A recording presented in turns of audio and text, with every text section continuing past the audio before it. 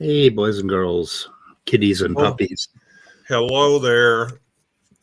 Weather report for Friday, February 4th, 2022.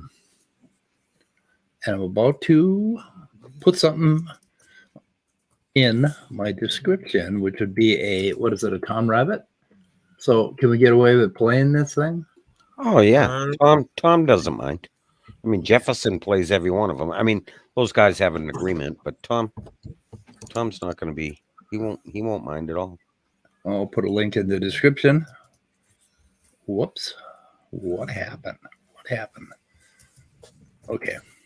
I'm going to play it. I have not listened to this. Hey, Tom Rabbit! I love You his can intro. speed it up, too. Don't have any atheists with reasonably. Does anybody have any questions about how you respond to an atheist? Well, I mean, I was going to ask if you wanted to continue our conversation from earlier about What were we talking about? We were talking about you thinking that the Earth was 6,000 years old and 8,000 years old, and we were talking about the Ice Age. Mm-hmm. Yeah. So if you want to continue that, we can. Sure. Go ahead. So yeah, I think last time we left off, we were talking about how, like, if an asteroid impact of a certain size would impact in the hypothetical scenario that would increase the temperature briefly and then decrease it. And I was asking you if you thought that would have been some sort of proof as related to, like, an asteroid impact that could have triggered the Ice Age. So I just wanted to, like, know if you thought. I don't think that an asteroid impact would trigger an ice age, unless, of course, you want to suggest that it would kick up a large amounts of where's the dinosaur part? Sediment that would float in the atmosphere and would block, the sun, to a dinosaur impact asteroid that killed the dinosaurs. I mean, no. I think that the vast fossil beds that we find. And if you actually look at it, I was watching a documentary today, and they show where most of the dinosaur fossils are found. And they're found, the majority of them, they're found in a certain pattern in North and South America. See, to me, this is consistent with the worldwide flood, that they were all buried very rapidly. All right, pause. Like the recurrent flooding from tsunamis. Well, we know where he gets his information from, documentaries. Documentary, yeah. Yep. Yeah. It's very consistent with a worldwide flood. And then he goes Nothing on about the slow, shallow sea that separated, the eastern North America from the western North America. Nothing about how that you can only get, like, limestone and things like that, from very still, predictable patterns of water on over the long haul. So I don't know. Maybe he wasn't paying a whole lot of attention to those. Yeah, he wasn't listening very well in the documentary, I'm sure. But he also gets, I think he might say it in this video, gets a lot of his information from answers in Genesis and places like that. So, yep. Yeah. Let's hear what he has to say. Recurrent flooding from tsunamis, from the massive earthquakes, from the rapid movement of tectonic plates as opposed to slow movement. See, there's not a dispute over the data. There's a dispute over the interpretation of the data. Oh my God, that's just wrong. That just makes you want to throw up, doesn't it? Yeah, you keep hearing it over and over again. Oh, you're just looking at the same data, but getting a different result. Yeah, they don't look at data. Yeah, they don't. They only look at the data that their mommy and daddy, Discovery Institute and AIG tell them to look at. Yep, exactly. So these massive tsunamis that were, 700 feet high, that were going all over, or 1,000 feet high, or whatever the hell they were, from tectonic plates moving at 45 miles an hour. Yeah, They only sloshed into the middle of the United States and made that inland sea path, that goes up and leaves California and Appalachia on either side of it. So those tsunamis, none of them crested over that area at all, according to him, because that's where they. I'm not sure what fossil pattern he's looking at, but I think that's kind of what he's saying. But there's a lot of really good information. Basically, pay attention to any noise you hear in the background. Okay. Yeah, I wonder what he's implying there. I'm not sure. Is this the one where his mom yells at him? Yeah, it's either this would be probably. Oh, That's that would happened be so several cool. times in the past few days. Mommy has called him for dinner. And then I told you about the one. Did I tell you about the one that with the praying? No. Well, maybe I forgot. What was? So he was going on about. Maybe I talked about it off. Oh yeah, you did. He was going on and on about Catholics, just ragging on the Catholics. Right. And then I swore, you could hear somebody in the background, but it didn't sound like his mother. It might have been somebody else. And I swore they said, pray, pray, pray. Like they were mad at him for being so, angry. I don't know angry or whatever. And they're like, you need to pray and repent to what, you know what I mean? It was something like that. I thought that was kind of funny. Somebody is in the background really getting on him, I'm sure. Okay. Viewed over the interpretation of the data. But you see, the old earthers out there and the pro-evolutionists, they will not tolerate their dogma being questioned unless it's fine-tuning and tweaking within the dogma. Okay. So then you would think that the dinosaurs went extinct because of a great flood? Or I think the dinosaurs went extinct because those dinosaurs that went on board the Ark, when they were released, did not reproduce in sufficient numbers over a period of time until they went extinct. We have certain. Where do you think, from a biblical perspective, that these mythological representation of dragons came from? Do you think that they're entirely just vivid imagination? No, this is probably a holdover from some dinosaurs remaining in the wild, but eventually went to distinct. And then certain of these dinosaurs were caricaturized, like flying dragons, things like that. Yeah. So you think there were dinosaurs on the Ark? So they had pterodactyls on the Ark? Is that what just about to answer that right then? I think that they were dinosaurs living in certain parts of the world, maybe not dispersed all throughout it like some animal kinds. I think based upon the flood remains that we have, that a number of the dinosaur populations were all congregating in a certain region. There's a pattern to it in the burial path. Okay, that's not exactly answering my question. I asked if you thought there were dinosaurs on the Ark, not if there were dinosaurs. Oh, I'm sorry, I didn't hear Ark. Yeah, I do, but I don't think they were grown adults. I think they were small. All right, when you say dinosaurs, you mean like T-Rexes and Triceratops, not like actual modern birds, right? No, I'm talking about dinosaurs. Okay, but I don't think that Noah brought full-grown adults of the large animals. There wouldn't be a need to. Okay. And in fact, he wouldn't need to bring even all the current species on the earth. All he would have to bring are the basic kinds out of which as a result of reproductive speciation, you would develop different variants of a kind. Okay, because the information for the various deviations of the kind or the speciation are already inherent within the genetic code. Okay, so you're saying that dinosaurs and modern land mammals were on the same Ark at the same time period? Yes.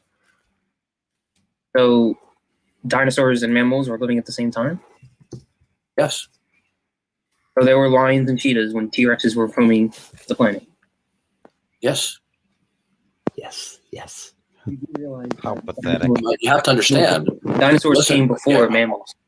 Okay, that all you're just simply doing is you're recapitulating a retrodiction of the past that I and other biblical creationists, we don't accept that retrodiction. We accept the retrodiction that God gave. We don't accept the evidence. We just think dinosaurs and mammals were living at the same time? Yes. So where are the dinosaurs now? All right, look, let me explain something to you, okay?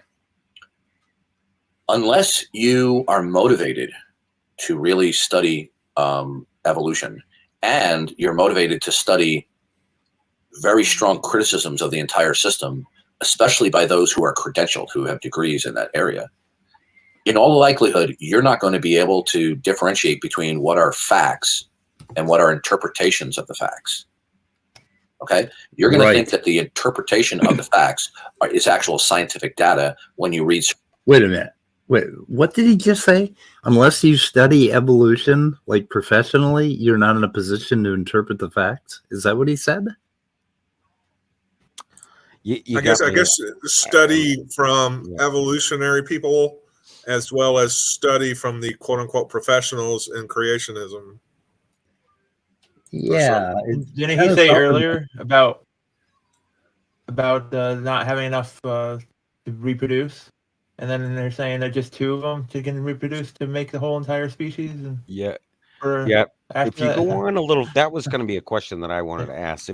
I think he's going to say it coming up soon too. He talks about bears. There was only 2 bears on the ark, and that and that created more like all that. dog bears. So So in other words, bears.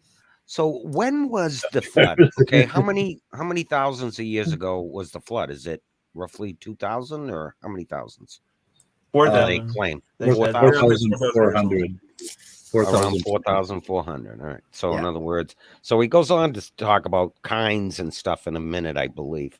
And so in other words, these 2 animals that walked off the ark, as he claims, the 2 bears have created all the different species of bears there are today in 4,000 years. I mean, if that was true, or that has to be true with all the animals that walked off the ark, right? So I mean, you'd be seeing species popping up like every 10 minutes, right?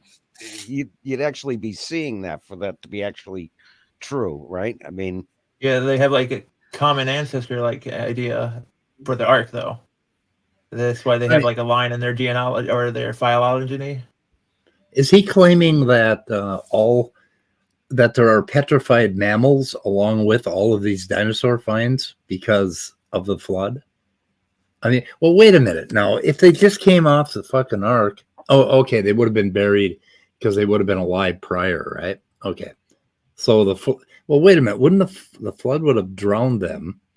So why would we need tsunamis to wash them into certain areas if they all drowned because it was a global flood, right?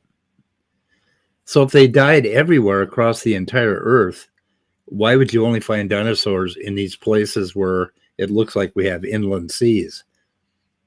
You see what I mean?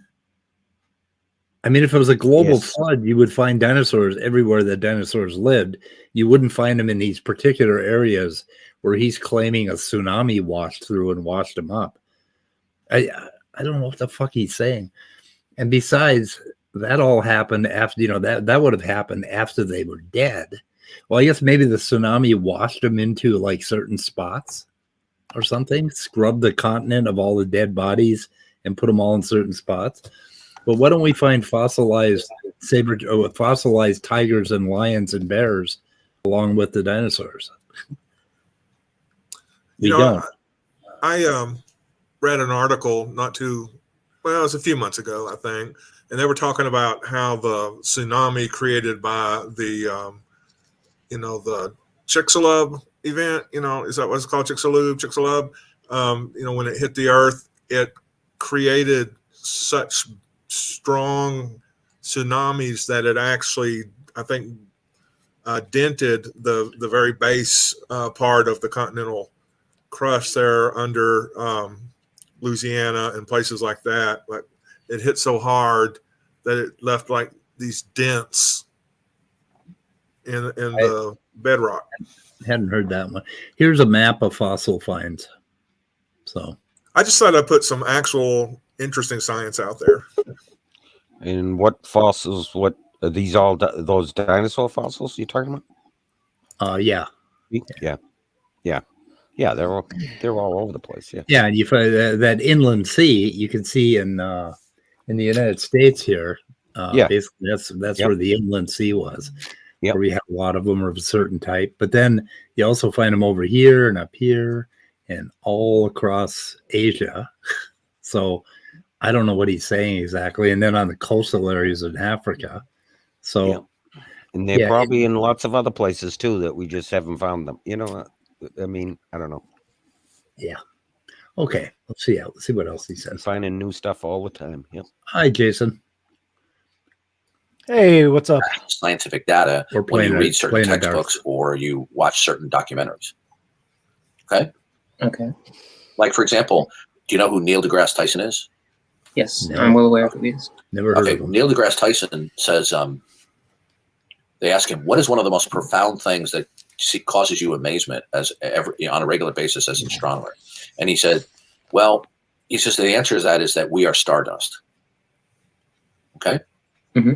Now, is that a scientific statement? That we're all Yep. from stardust? Wait a minute. No, stop. Yes. It's not meant to be a scientific statement. No. I mean, Yeah, I think in the context that he talks about it, it's not meant to be a scientific statement, but it tracks with the data and the evidence we have. Right. Yeah. But, He goes anyway. on to say a lot more about that, but he's just Yeah, spews out such bullshit. You know, it's just he hates that ridiculous. people respect, admire, and are entertained by Neil deGrasse Tyson more than him. Yeah, he brings up Neil a lot. Yeah, he Does does he? definitely. Yeah, he does. I don't know. Okay, He yeah. must have a thing about him. Something. We got 4 minutes left to endure. Endurance. That would be yes. Okay. Well, the answer is it's not. It's not. It's a materialistic retrodiction masquerading as science. Okay. And it doesn't even measure up to Neil deGrasse Tyson's own standard for truth. Neil deGrasse Tyson says there's 3 kinds of truth. There's objective truth, personal truth, and political truth.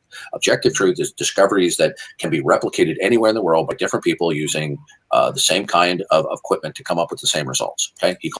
Like we could get some equipment to create a solar system and then we could observe that in the lab and then they would buy it. Is that what he's saying? Well, Because- we can make scientific models from. Yeah. We can Yeah, make, us being like- stardust is based on what we know about astronomy, basically. Right. But he's also waxing poetic when he uses that kind Yeah, of language. he is. Yeah, but I mean, still it can be backed up because we have a lot of models for all of this. But anyway, oh my. Equipment to come up with the same results. Okay. He calls that objective truth. Okay. Personal truth is what you just personally believe is the case. Political truth is just what the powers to be in any given culture or government tell you is the truth. Okay. So which one of those things, when Neil deGrasse Tyson says we are stardust, is that objective truth, personal truth, or political truth? That would be objective. That would be objective truth. No, it wouldn't. Because you see, you can't test, observe, or repeat that. Right. We can't create solar You can't? systems. No. Well, how would you test it in the first place? Do we need to get Leo on here? It's going to be like in between where we have data, but we don't how know you're deceived. Okay. actually. I mean, how the fuck are We you do going to know. test creating a solar system in the lab? And make a prediction. It's stupid. And by the way, when people buy into a paradigm or a dogma, they will even violate some of their own standards as long as they believe it's true.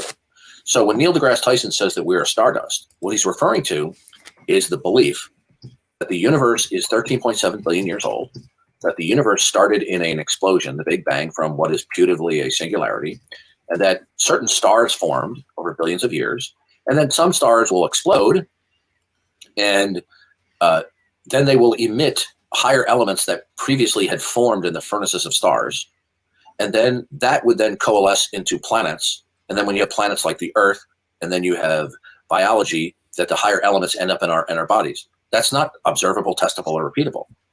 That's a materialistic retrodiction about the past, posing as science. We don't even know that higher elements can be forged in the furnaces of stars. There's reason to believe that. What? Wait, what? Don't Yeah. Yeah. Don't you love that? Yeah. we? Oh my god. And no higher You than got something you iron. want to say? He's sorry. doing Hovind. He's doing the Hovind Hovind call it. Yep. Jason's laughing, and I just keep thinking, I wonder what he has to say. This guy's a joke. I don't even know what to say. I can't talk when you got this thing on the screen. Can you take this off the screen? Oh, that's our picture of where the fossils are. All right. Yeah. You can't talk unless you can see yourself. Yeah, I want to see myself. I want to see. I want to see no, you got to. Okay, here's what you do, Jason. You listen to what you're saying at the same time you're saying it. That way you don't have to look at yourself. Okay. I feel like I'm talking on the phone when I'm like listening to stuff. I always hate that. I mean, we're on video, man. You guys should turn your video cameras on. I always turn my video camera on. Whatever, it doesn't matter. Yeah, the Darth's just a joke. It's just like what I mean. I mean, there's so many things he's saying that are wrong. That is, it's hard to like pick one. You know, all the things he's saying conflict not just with one discipline, but with a plethora of disciplines that all corroborate each other. So if he's not just questioning astrophysics, he's questioning geochemistry, he's questioning traditional geology, he's questioning everything. He's essentially saying they're all wrong. Everybody's wrong. But he doesn't have any way of showing that they're wrong. He doesn't even have his hypothesis is God revealed in the Bible that this is what's happened, therefore that's what's happened. So it's just comical that like no scientist, like an undergraduate student that has gone to school like for a couple years. God, you would think a high school student would just be like, this guy, he's just not all there. He's just rambling. And he said that we're made of the most like more complicated elements or something. We're a higher element. That's one of the most common. We're like the most common elements life is made of. Yeah. Yeah. I mean, where did hydrogen come from? I mean, where'd it come from? I mean, his view would be like science has a perspective of coming from stars. Ultimately all the hydrogen in your body, all the water in your body is that hydrogen came from a star. His argument is before stars, though. His hypothesis is it's revelation. It's just God created it. It just I mean. So a correction. Actually, most of the hydrogen was primordial, I think, if I'm not mistaken. Like I thought most hydrogen. I thought all hydrogen before came space time. I had to cool down after like 400,000 years. All hydrogen came from Big Bang. Okay. Well, now they do. Almost every element that we use in our body, I think, I'm not sure if all of them has its origin. Are basically first generation fusion in stars, up to iron, right? Before, like after the Big Bang, you had mostly hydrogen and a little bit of helium, and from that gas. The first stars were born, and then you get the heavier elements after helium. Yeah, but the hydrogen, the water in your body, the hydrogen that is part of that water, where did it come from? That was that is what formed the stars, basically. So that was like, that was when particles started hooking up. Yeah, in the hooking up sense. Anyway, but. All of the elements that are common in the body were created in light. Don't first order stars? I don't know much about cosmology, but isn't first order fusion in stars? Doesn't it go up to iron? I think so. Or is it? Yeah. Yep. And then everything after that is from after supernovas. Yep. Right. Yep. Anyway, okay, let's listen to the last minute of this. I think, or the last 2 minutes. See what he says. Stars. There's reason to believe that some of the lower elements might be able to be forged in the furnaces of stars. But even if it were true, even if we were to agree that the intense heat and pressures of stars could form the higher elements, it wouldn't necessarily follow from that because I have certain higher elements in my body that. What higher elements does he have in his body that are beyond iron? I don't. Iodine, maybe? Iodine would be one, but I don't know what the hell he's talking about. Anyway. And he doesn't either. Furnaces of stars. Okay? Mm-hmm. Rather than the elements that are in my body right now, right? From a biblical perspective, they weren't forged in the furnaces of stars. The elements that are on Earth right now, except for maybe some asteroids or stuff like that entered into Earth's orbit and landed on Earth, the higher elements were created by God in the first week of creation. Okay. Why would God Here's make mommy. asteroids and comets? Did you So- hear that? I heard that in the was- background. Yeah, Okay. that was mommy calling them for dinner. Let's replay that. Yeah, replay On mommy Earth right calling. now, except for maybe some asteroids or stuff like that entered into Earth's orbit and landed on Earth. The higher elements were created by God in the first week of creation. Okay. Hey, Hey, Gary. Hey, Yeah. Gary. So Oh, is that what it Neil was? deGrasse Hey, Tyson Gary. started peddling Yeah. naturalism and materialism, calling it science. Oh, there's more. There it is. Yeah, she said it again. Yeah. Come for dinner. Also, Gary. Leo, People like Neil deGrasse Tyson are simply peddling Oh naturalism shit! What happened? Oh, okay. and materialism and calling it science. months. Oh, All right, I'll be right back. Oh my god. I was going to ask him. a Oh, question about that. I actually want to continue this later on because apparently he thinks the dinosaurs on the ark. Don't change what's that one. Okay, we're done. We're Yeah, done. those guys go on to rag. There's a longer video out there of this whole. There's a lot more in this whole conversation, but yeah, that part of it was pretty good. But you don't even have to dig down into the details of this, because this kind of this concept is the same concept that is used by all these guys and all these like bullshit topics. They have a view that God did X, and then they go backwards to try to make some excuses as to what they're seeing scientifically, pseudoscientifically, to support that claim. They're just like, it's like backwards, and they ignore all other scientific disciplines. And they do that with God. They do it with the flat earth. They do it with, you could just go down the list of like umpteen things.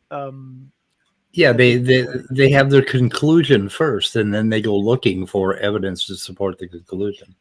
I put these guys right on the same level as flat earthers myself. I mean, they really are. but just to point out, Leo also confirmed what I said. Like, hydrogen has been around since the Big Bang. Like, most of the hydrogen in your body is still from that, before stars even. Yes. Around. Yep. Yeah, but almost every element that's in your body was formed in the first order fusion, and apparently he believes in And that with much. the exception, with the exception of hydrogen and helium, I think, Yeah, and all the iodine, other elements, I think, yeah. No, iodine. I think He's no, never not seen- iodine. I think you meant lithium. There was a tiny bit of lithium around. Yeah. in the, At the beginning. early Yep. years. Yes. Yeah. That's true. Yep. Yeah.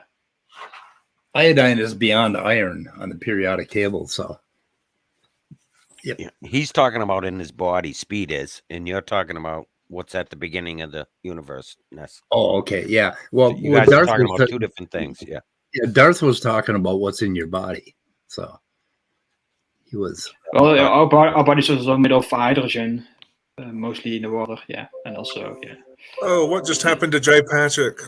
He just dropped Oh, out. I guess he's having connectivity problems. Where did I get? Okay. Anyway. Okay, so next thing we got is this thing. Let's see. There's Jay. I hope he can stay this time. No, but I came in and the audio was all goofed up again. So I had to leave. Normally, if I exit and then close any open tabs on my browser, then I can come back in and it won't do that for at least a little while. I don't know why that does. It did this on my other Samsung phone too. It's not just this phone. It did it on my old phone as well.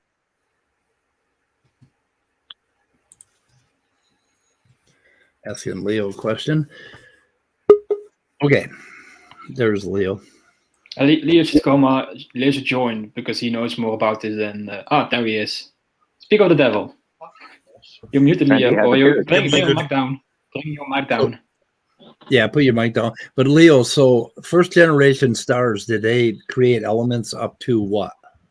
Up to which one? Probably iron, cobalt, and nickel. Right. Because so the thing is, rare heavy elements like gold and lead can be created in supernovae. They're just created in entirely negligible amounts. Most gold, platinum, lead, iridium, strontium, uranium, plutonium, all that stuff, potassium is all created in a neutron star mergers. Right. I also recently talking saw about that a earlier. few years ago. Yeah. And it was actually, I want to say, sometime in the last 10 or 15 years that we really discovered neutron star mergers are the large origin of, are the origin of most of the rare heavy elements, not actually supernovae. Because that's what was believed. I want to say it was like, I'm probably going to get it away. I thought it was like 08 that the first paper that said that neutron star mergers are a more likely production mechanism for the heavy elements than supernovae are. Let me ask Leo. So hydrogen formed at most of the hydrogen formed from the Big Bang, and then that hydrogen from recombination. There wasn't really any actual atomic structure till nearly 400,000 years after the Big Bang. Okay, and then that hydrogen coalesced into stars, correct? Okay, and then the stars that went supernova, and that's the hydrogen that is resultant on the Earth. Is that right? No. It's no, not. Most stars start with hydrogen and then turn it into heavier elements. Hydrogen, so I think it goes hydrogen burning, helium burning, carbon burning. These next two, I always get them backwards. So if I get them backwards, somebody, Andrew, correct me in the chat. I think it goes hydrogen burning, helium burning, carbon burning. It's either neon, then oxygen, or oxygen, then neon. And then the last one is silicon burning. And that's when silicon fuses into iron, at which point a star simply does not have the energy to fuse the nucleus of the iron atom. And so it's pretty obvious what happens after that. So essentially the hydrogen on Earth and all the hydrogen here on our planet didn't come from a star. It was formed of the Big Bang, and then that hydrogen made its way to Earth. Okay, all right, okay. Yep. Yeah. The universe is still largely, in terms of the baryonic mass is still like roughly 70% hydrogen. So the universe is still largely hydrogen. Which is something that I think a lot of people don't realize. And I'll say that people are like, "Are you sure?" And I'm like, "Yes." Roughly 70% of baryonic matter is still largely hydrogen. Yeah, and most of it is still like gas, right? What? Most of it's still gas. Like not like most of the matter is still gas, not coalesced into stars and planets. Like most of the mass is still. Yes, I think most of it's plasma. But I mean, plasma is just gas that's ionized to the point that the electrons aren't even bound to the nucleus anymore. And then we just choose to arbitrarily refer to that as a separate state of matter. But yes, gas plasma is where most of the hydrogen is. Yeah. Does a star die when it produces iron or when it starts to fuse iron? When the iron starts to be produced, because the energy contained in the star's core won't be able to fuse the iron. So as the iron continually gets produced, the amount of elements that are being fused continues to drop, and then gravity slowly starts to crush the core, heating it back up, rapidly fusing the remaining amount of silicon or other fusible elements, and very, very trace amounts of the iron will fuse into the two subsequently heavier elements, cobalt and nickel. Or is it nickel and cobalt? No, cobalt and gravity nickel. Doesn't exist, Leo. Well, yeah, I mean, if you're an idiot with no ability to rationally think about the world, I'm sure it probably doesn't. Oh, it's just buoyancy. I don't know why I forgot to do it in my debate with Witsit, but buoyancy has the gravitational acceleration constant in it. You can't define buoyancy without gravity. Like, what the fuck? So potassium is that also a reason why the core of the Earth is mostly iron and nickel, because that's the heaviest. Yeah, that's because the heaviest they're going to sink down. Yeah. So we're going to get a list of what was created in Type 1 fusion, and then the types of stars, other than maybe the very first stars that formed, because we don't. Like protostars. Cosmologists don't really know what the structure of the first stars would have been. They would have probably been larger than any stars that exist today. It's been posited that there could have been dark stars that were largely made of matter, but were so massive that there were dark matter decay of reactions occurring in the core that were powering them. And then once that stopped, regular nuclear fusion would take place. The stars would rapidly shrink in size, and then they would go supernova, a few million years after. We don't really know the structure of the earliest stars. We might be able to figure out soon. The web space telescope, maybe. Hopefully, but I don't really know. I don't do optical astronomy. I don't do telescope astronomy. I do astrophysics and cosmology with a focus on high energy astrophysics, particle astrophysics, and theoretical cosmogony. So when people ask me about like planets and like telescopes, and I don't know shit about that. That's not where my interest in. I don't do astronomy. I do astrophysics, and yes, personally, I do draw a distinction between them, despite the fact that a lot of people don't. I do. But with the point that I want to say is, when we talk about first generation or second generation, that refers to the stars, not the elements. The elements are largely going to be the same. The first stars probably would have fused all the way up to about iron, maybe cobalt or nickel, but they wouldn't have fused anything heavier than that. They would have been using the same processes that stars today are using.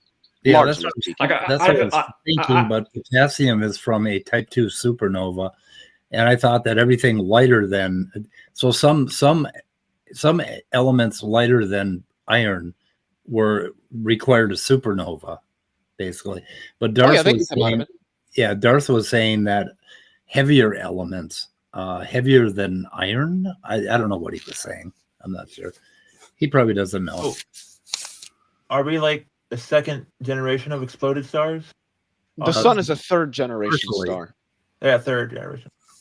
So where does carbon come from? But didn't we have to come from neutron stars too? Because we have gold. Well, so our sun was created when a second generation star about 4.6, 4.8 billion years ago went supernova. During the formation of the solar system, I don't know when, but very, very early in the formation of the solar system, about 1,000 light years away, I don't know in which direction. I don't even know if it was stated. I don't think it was. But a neutron star merger occurred, and so over the next couple, 2, 3, maybe 4,000 years, you give or take, all of a sudden a wave of very, very heavy elements washes right into the solar system, and that's where most of the gold and the heavy elements that the uranium, the plutonium, the iridium, all that stuff that the lead, the silver that we have on Earth came from the wave of heavy elements resulting from that merger. How does it get out of the neutron stars? The gravity is so strong. Because the explosion resulting in the merger is one of the most energetic explosions in the universe, superseded only by the merging of black holes, which is itself superseded only by the merging of two supermassive black holes. And the only singular release of energy that would be considered more greater than even that would be the inflationary epoch itself. Oh my God! I'm sorry. I'm reading. There's always a bigger fish.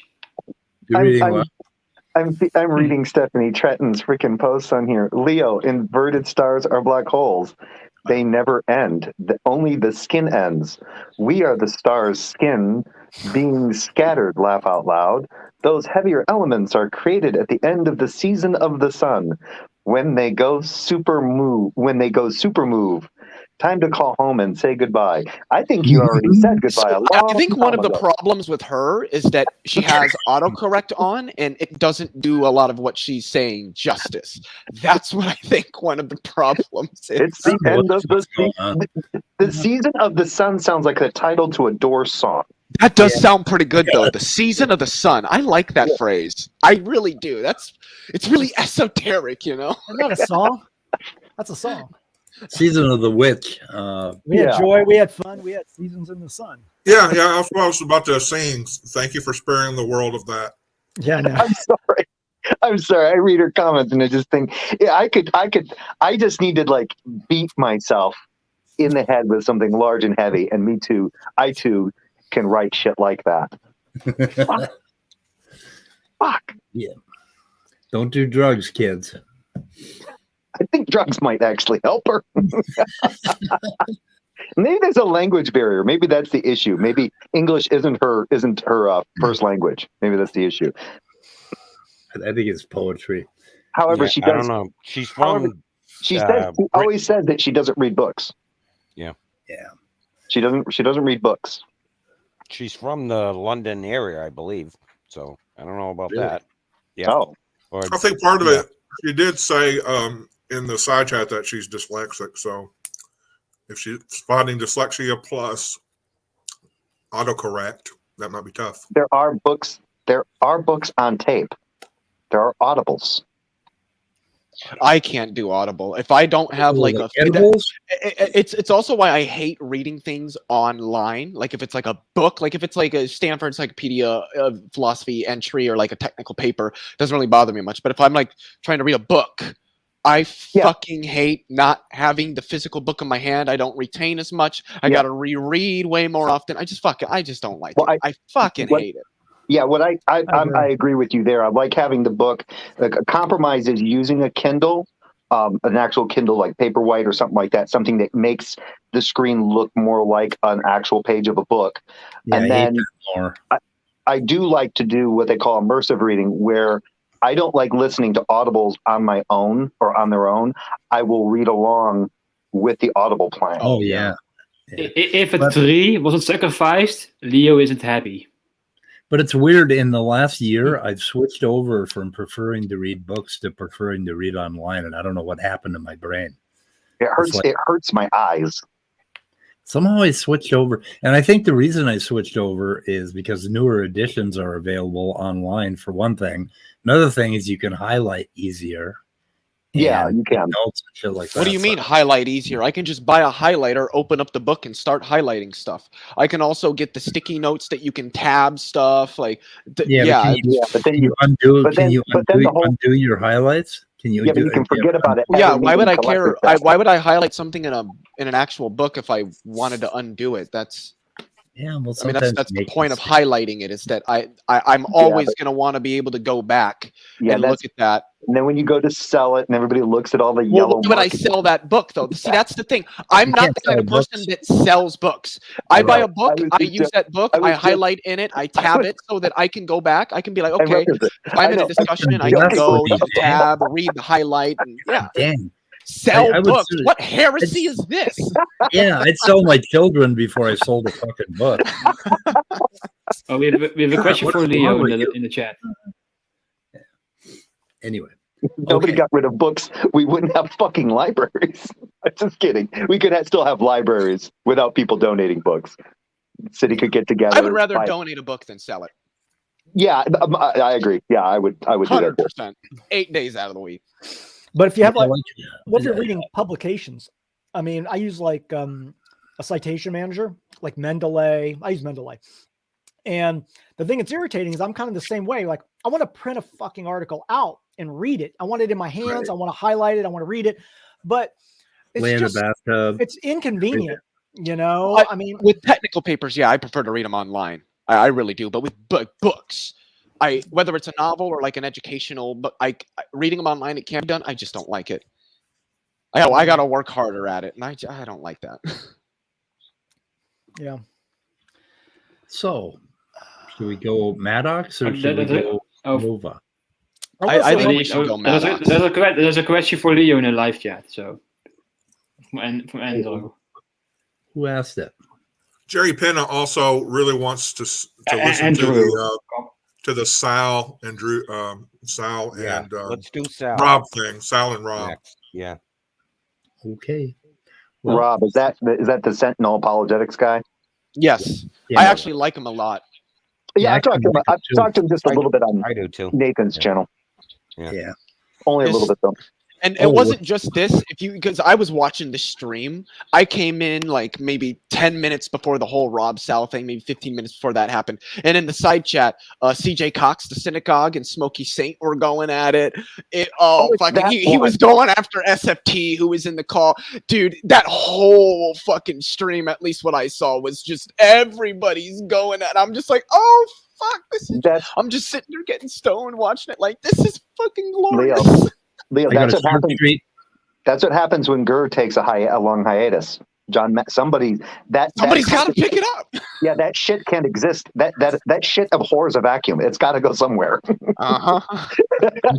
And then Maddox did a stream the next day after that, and I joined, and it was pretty good. He did kick me out, I think only like twice, but that's always going to happen when you challenge John. If you challenge him and it's in his own stream, he's going to kick you. That's just the way it goes. Yeah. And then ramble on for 10 minutes, not addressing the point that you were making, and then he'll bring you. Yeah, then he reverts to the code. Then he goes back to the code, even if you were talking about something else. Yep. Well, see, the thing with that whole argument is I can grant him. I can say, yeah, good, it's all complex, it's a code. In virtue of what does that imply? Intelligent design, intention by an intelligent agent. Hey, Bug is going to be talking about double-tailed scorpions on the or not Doug, Bug on. I have Doug on my mind. On the Hive tomorrow, probably. Yeah, on the Hive. Anyway, yeah. So y'all get up tomorrow, and first thing you do is turn on Brain Bugs. You mean is he going to talk about how having double tails just gives you more of a reason to step on it? more reason to stay the fuck away from it. Like I'm never going to Texas or New Mexico or any of those fucking places where they have scorpions. Anyway, well, see, I wouldn't live in those places, but it's not because of the scorpions; it's because of the conservatives. No, if I were going to do that, I'd go home. You don't want to live. You don't want to live in California either, Leo. I mean, no, I don't. There's too many nut jobs. Oh, if you're going to has anybody here live in the Netherlands? Has anybody here live in California? Me. Where do you live? Like what area? Like the greater San Francisco Bay Area.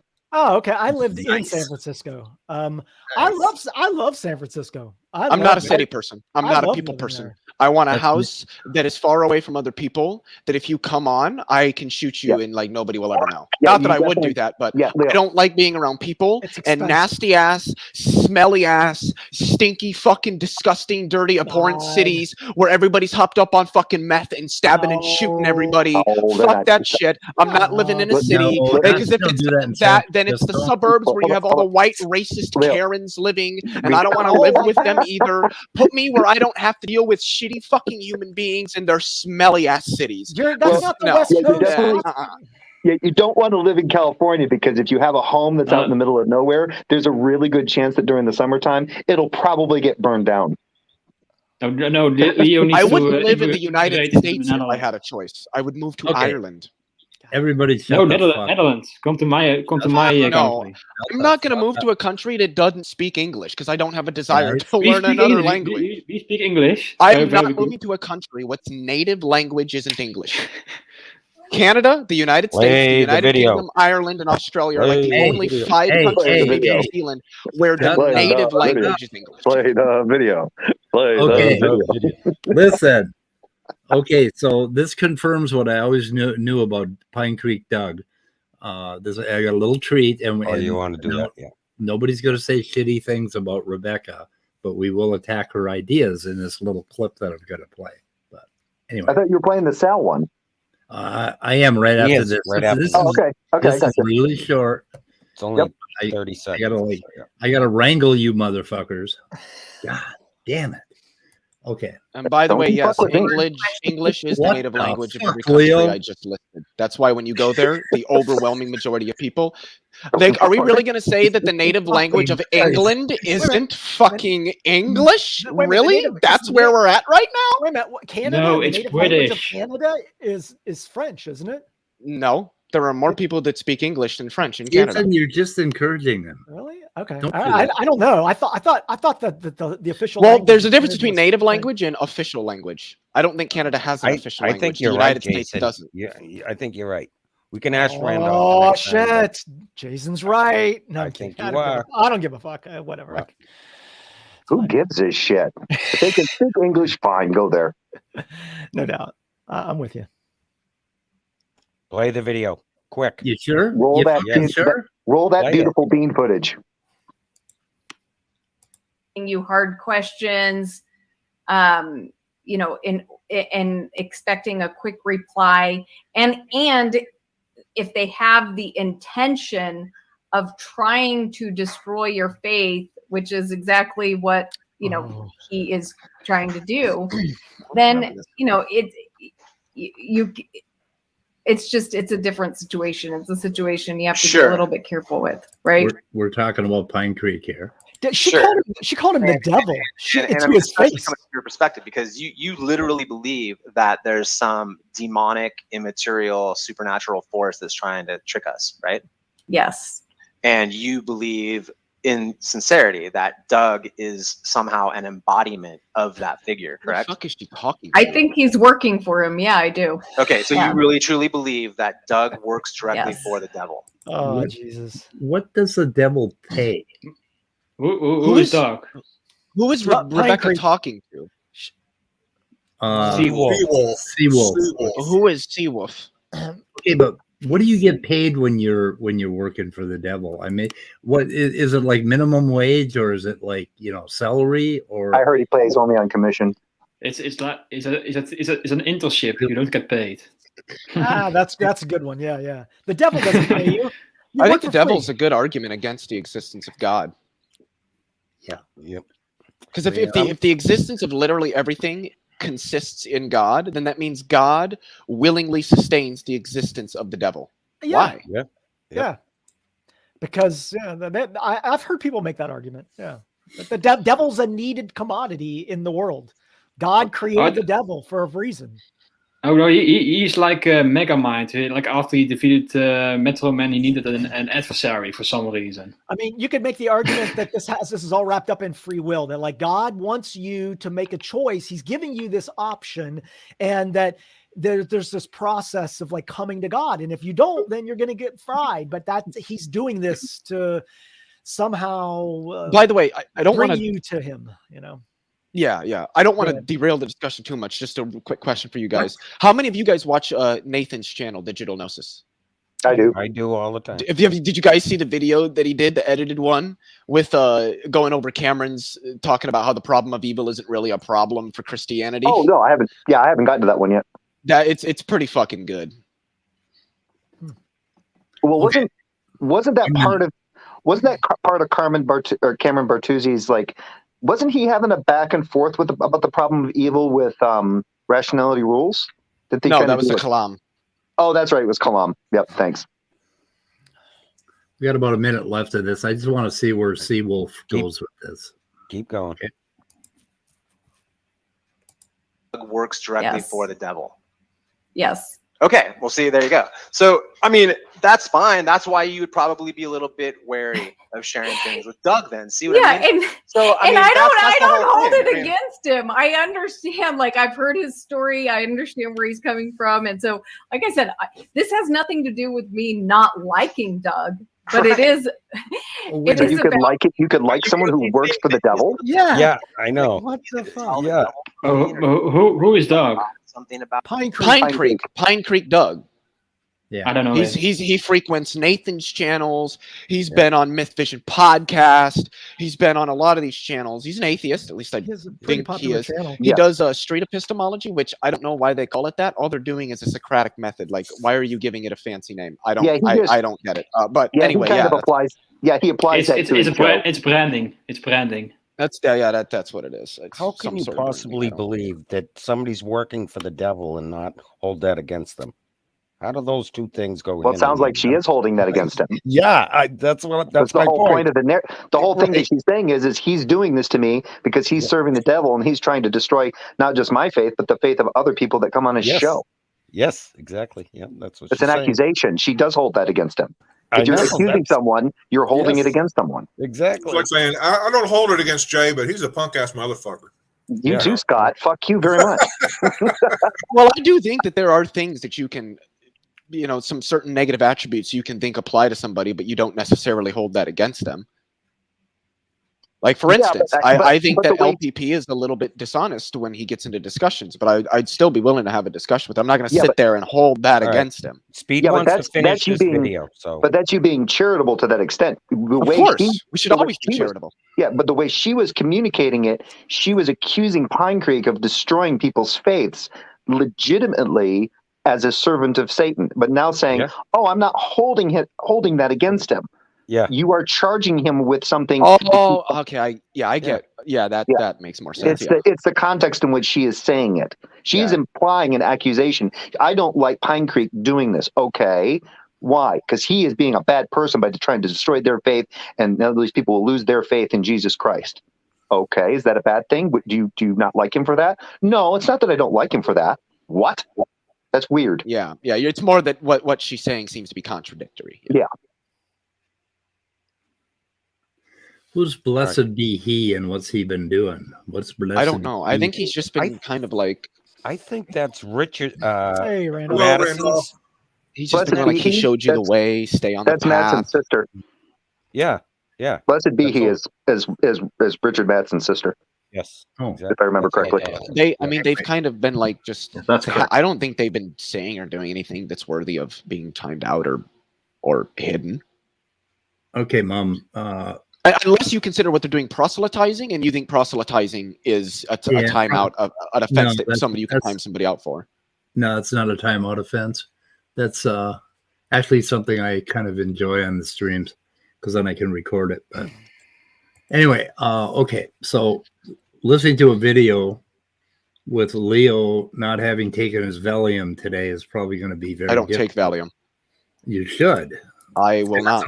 Fuck, don't take You know- Valium. Fuck that. Speaking of what you just said there, Speed, where you said you actually enjoy the proselytizing, I have to agree. I prefer proselytizing on my live chat over Otangelo's blog posts. Right. Yeah, right. definitely. That's just pure fucking.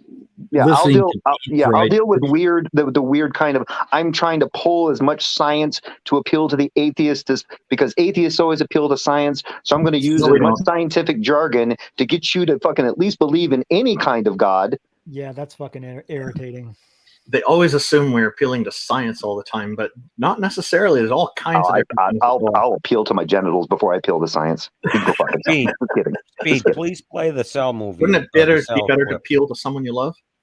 I was going to play the rest of this, but I don't think we're going to get. Oh, now just regarding the Valium comment, is this today's episode called "Answers in Prescriptions"? Yes. When it comes to Leo, Well, no one said it had to be prescribed to him, Randolph. Anyway, that's a good point. Yes. The only thing left on this particular clip is that Seawolf makes a comment that he should be paranoid.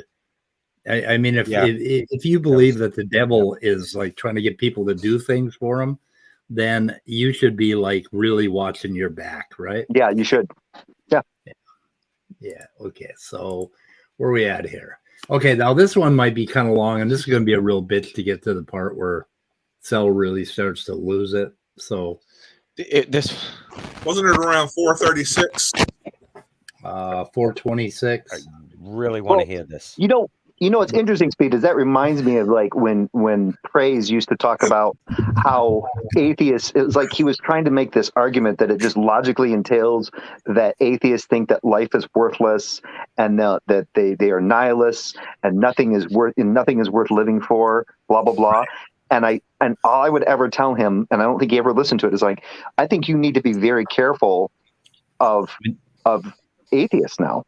And When you go to Walmart, how many of those people are atheists, man? And what are they going to do to you? Yeah. When are they going to kill you for that last, for the last tub of, country crock or something? I mean, Yes. what's next? He goes, I would know if they're atheists. They're not walking around with signs on, you fucking dumb shit. I will grab the big barrels of generic vanilla ice cream from anybody. So this atheist is going after your ice cream. I thought you were going to go dark. I thought you were going to be like, I will grab one of those big 2-gallon things of ice cream and beat a motherfucker to death with them for cutting in front of me in line. So I can get more ice cream. The one thing that I'm not going to say most, a lot of theists, particularly the evangelical Christians, do is conflate atheism with a bunch of things that some might subsume atheism, but atheism doesn't subsume any of them. Things like, nihilism, number one. Naturalism is another one. Tangela was going off in the side chat earlier about, atheism doesn't explain anything. Well, it doesn't purport. It doesn't purport to. Atheism is either believing that gods aren't real or not believing that gods are real. There's no purported explanation. Now, a naturalist is making more broad and more sweeping claims, they do have to explain or account for things. An atheist, no, that's not how that works. Yeah, and the other problem is looking at the proposition of the claim gods do not exist separately from people's mental states, their attitudes towards how they accept those propositions. That's two different things. Yep. Because if everybody says, "Oh yeah, but how do you explain morality?" Why would I need to? What about atheism would require me to need to explain morality? Why would you not talk to a moral philosopher, like a social psychologist? Why are you talking to me, some atheist guy on the internet? Like, what are you doing, dude? Well, the thing is, I think they read worldviews as like non-overlapping bubbles. So everything they believe, we can't believe.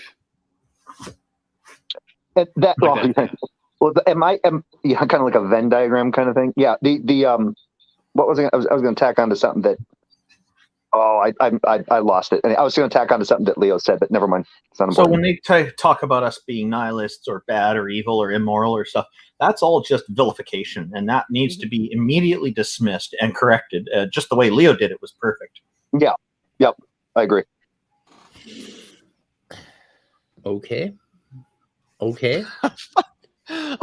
Lucky's comment. Atheism equals, I think Richard Dawkins is God, and I bought every book he ever wrote. It's fucking hilarious.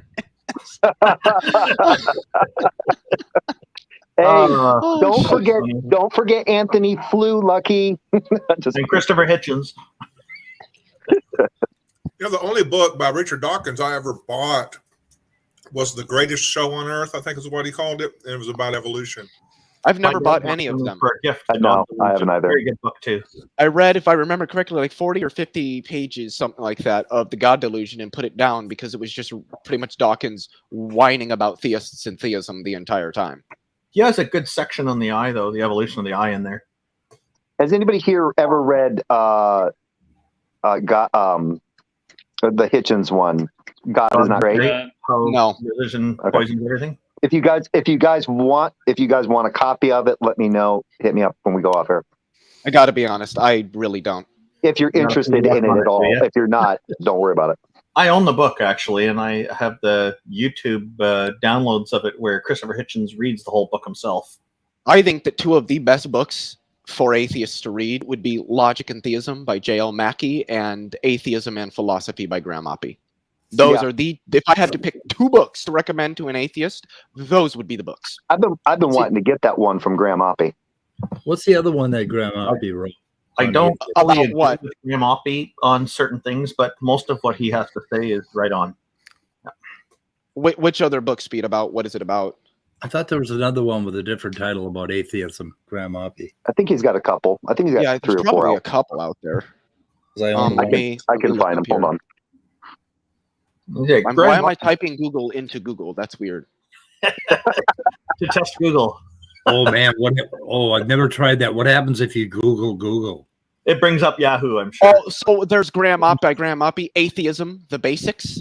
I don't know if maybe that's the one you're talking about. He's got arguing about gods. Is there a God? A debate. These are some of the books that he's written. So the reason I have some issues with, I don't fully agree with Graham Oppie. Like I had asked him, I was talking with him on a live stream a few months ago, and asked him about the paradox of omniscience and omnipotence, and he told me that theists nowadays normally are defining as omniscience as what you know now, not what you're going to know is going to happen in the future. So it was an interesting distinction he made because I'd never heard this before. This is new. I would be curious to know what the contradiction between omniscience and omnipotence would be. The one that I put forward is that if the omniscient God knows that tomorrow there's going to be snowy weather in my yard, and then tomorrow rolls along, he uses omnipotence to change the weather pattern before it happens, so I never get snow, I get rain or sunshine, then he's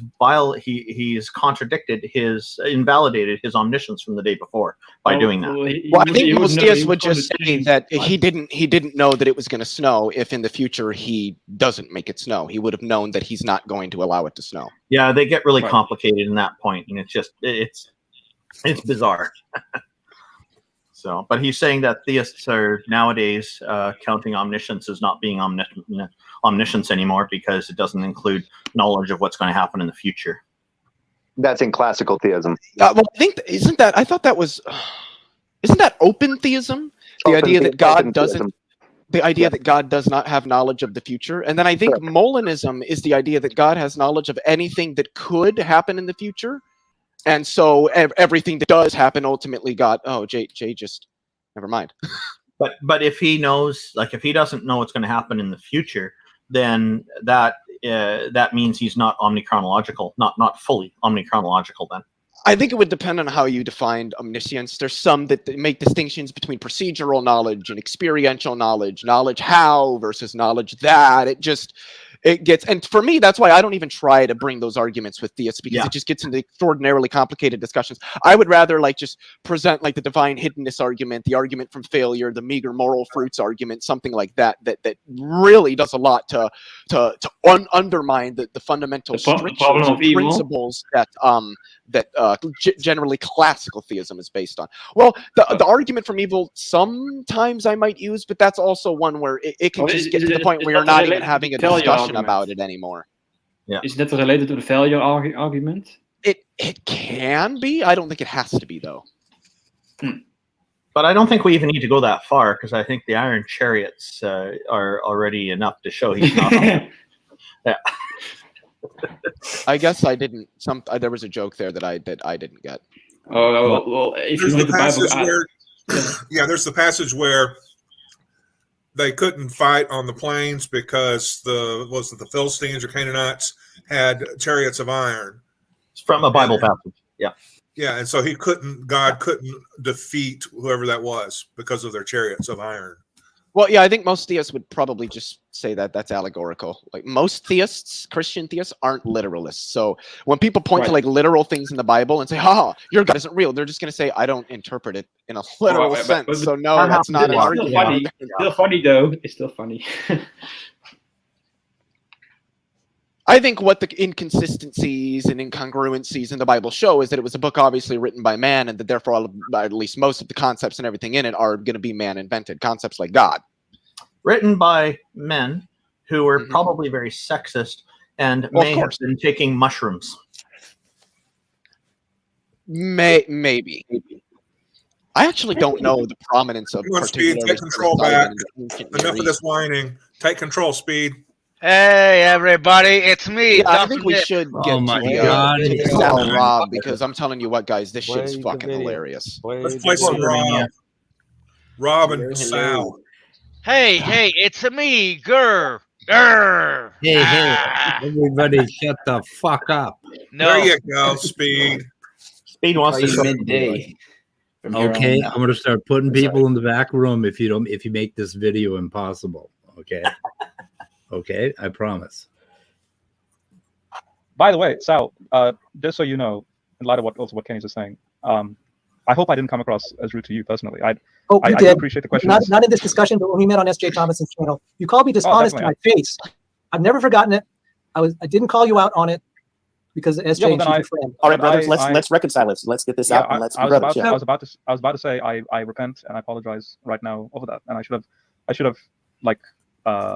have told this to you, some time back ago. Like, I'm sorry it's taken this long. I didn't hold any I haven't held. You called me dishonest to my face. I didn't argue with you. I was just giving my testimony to S.J. Thomason. You started interrupting me when I was talking.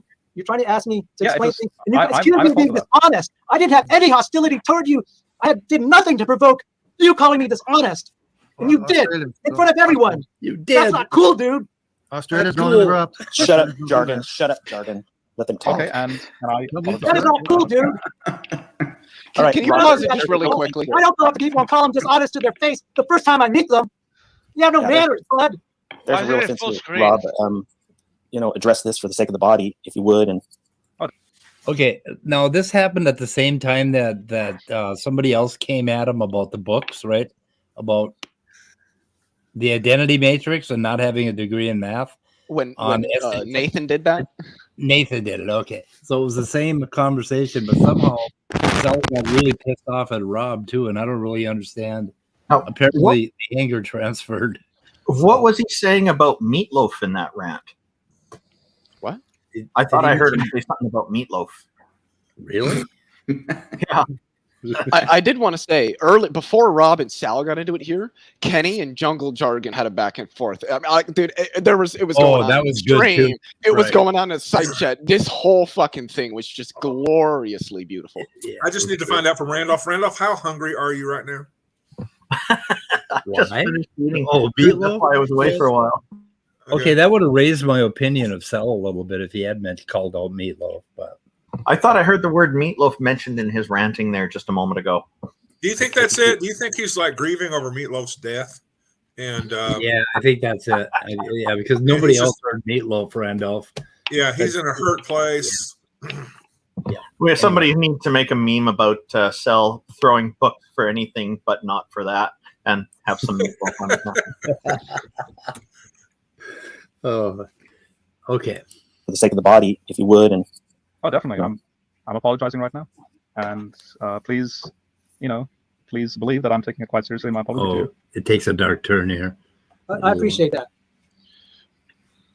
I just got to tell you, I don't think I've ever gone up to anyone the first time that I meet them, and there's no hostility exchange. Just call them dishonest to their face. I did nothing that deserved you calling me that. Except maybe you were being a little dishonest. I fucking I can't had a very stand low Sal. impression of you from that point. Oh, listen. What did Sal? What did Sal do? Pause. Leo. He sounds Leo, a bit what did Sal do? What did I don't Sal know if do? the video's been paused yet, so I'm not going to talk over the video. Yeah, it Has the has. video been paused? Okay. It has been With respect to specifically this, I don't know. Sal and Rob were talking about something, and I guess Rob said that he thinks that Sal is being, and if I remember correctly, it wasn't like Rob said, "Oh, you're just dishonest, Sal." I think, if I remember correctly, Rob was like, I think that's being a little bit dishonest, Sal, with that response. He was just saying, and the other thing I wanted to say is, I have been called worse names than being called dishonest, and I have never reacted this way. The only reason I can think somebody is reacting this way when they're called a name or accused of something is because they understand deep down that there's some kernel of truth to it, and they need to do everything they can to dispel it. If somebody calls you something or accuses you of something and you know it doesn't apply to you, you're not going to get offended. You're just going to go, Well, whatever. Okay. I have to do a little caveat here because a few years ago, some asshole. This is a me issue. I will fully admit that. But a few years ago, before joining the community, some assholes accused me of defrauding the government by having a fake condition. I'm like, really? I have a fake condition. So me being legally blind and being, you know what I mean? It was just, I get your point, but that's not always the case, Leo. Well, yeah, nothing that I say is ever going to be the case in literally every instance unless it's an analytic truth. By the way, I missed you. Midnight. Genuine. And anybody that talked to you for more than 5 minutes wouldn't believe you were faking. I know, but these guys were assholes. Like we used to be on friendly terms, but then it started to turncoat or whatever the fuck the expression is. So here's what happened. Okay, so I think Nathan was questioning Sal about what he knew about mathematics, and he asked him if he knew what the identity matrix was.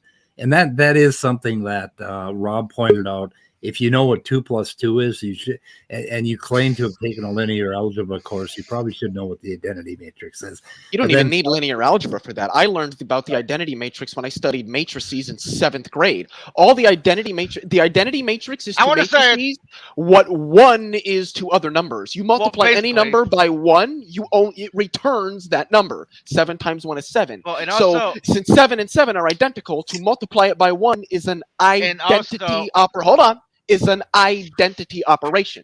So the identity matrix is just a matrix that when multiplied by some other matrix A returns matrix A. The identity. This is not a difficult concept. And final point, if Sal actually, I don't doubt that Sal has a pretty decent understanding of mathematics, but I think the point that Nathan was getting at is that if you are like utilizing this in a rigorous manner every day in like a laboratory setting or something like that, these are things that you should know. So the fact that you don't doesn't mean you haven't been educated on it, but it certainly means that you haven't been using it because you've completely forgot what these very, very simple concepts are. Right, and in Cell's defense, oftentimes there are things that you know really well, and when you're in a conversation with somebody, they'll ask you about it, and you'll just have a draw a blank, and not be. But anyway, but that's not the problem. I think Midnight wanted to say something. Midnight, okay, your turn. Okay, I wanted to add something to what Leo said. And you use the identity matrix, to reset 3D coordinate systems. Mm-hmm. Okay. Yay! I'm smart. But what matters is how sensitive he is about it. That's what matters. That's the tell right there. I mean, it doesn't have anything to do with what the fuck the identity matrix is or anything. I've been told I'm pretty sensitive myself, Speed. So well. I mean, I thought my mom called when I was a little boy. I thought my name was cocksucker and son of a bitch because that's all my mom ever called me.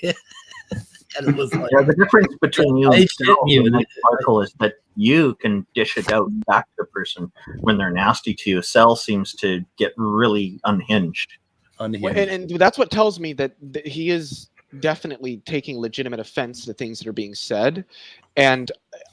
I mean, obviously, people can take offense to things that are said about them that aren't true, but I do think that there's a general trend where, especially with something like this, you're dishonest. It's like, oh, somebody on the internet called me dishonest. Ooh. But when somebody gets this vehemently upset about it, I've got to wonder whether they know that it's true about them, and that's why they're getting so offended and upset, and why they have to just go on the defense so hard, like Sal is doing right now. And these are fellow Christians, that he's going after. So anyway. Oh, good. Now you guys are finally getting to the video, huh? Yeah, we did. It took an hour and 16 minutes, but yes. Does Sal often use the word dude? Like he used the word dude in that. Yeah. Hey, no, he doesn't when he's angry. Somewhere in this video, I think Sal said "fucker," but I couldn't find it again. I don't know. All I know is every time he said "dude," I laughed harder because of the way he said it, and he never says that word unless. That's not cool, dude. That's not cool, dude. I would have just been like, I wasn't trying to be cool. Look, I'm going to be honest. I thought that what you were saying or doing was, being a little bit dishonest. I'm going to call that out. Why are you getting so upset? As Jill would say, using that language of Satan. Okay, but there is a development here, and it kind of changes a little bit.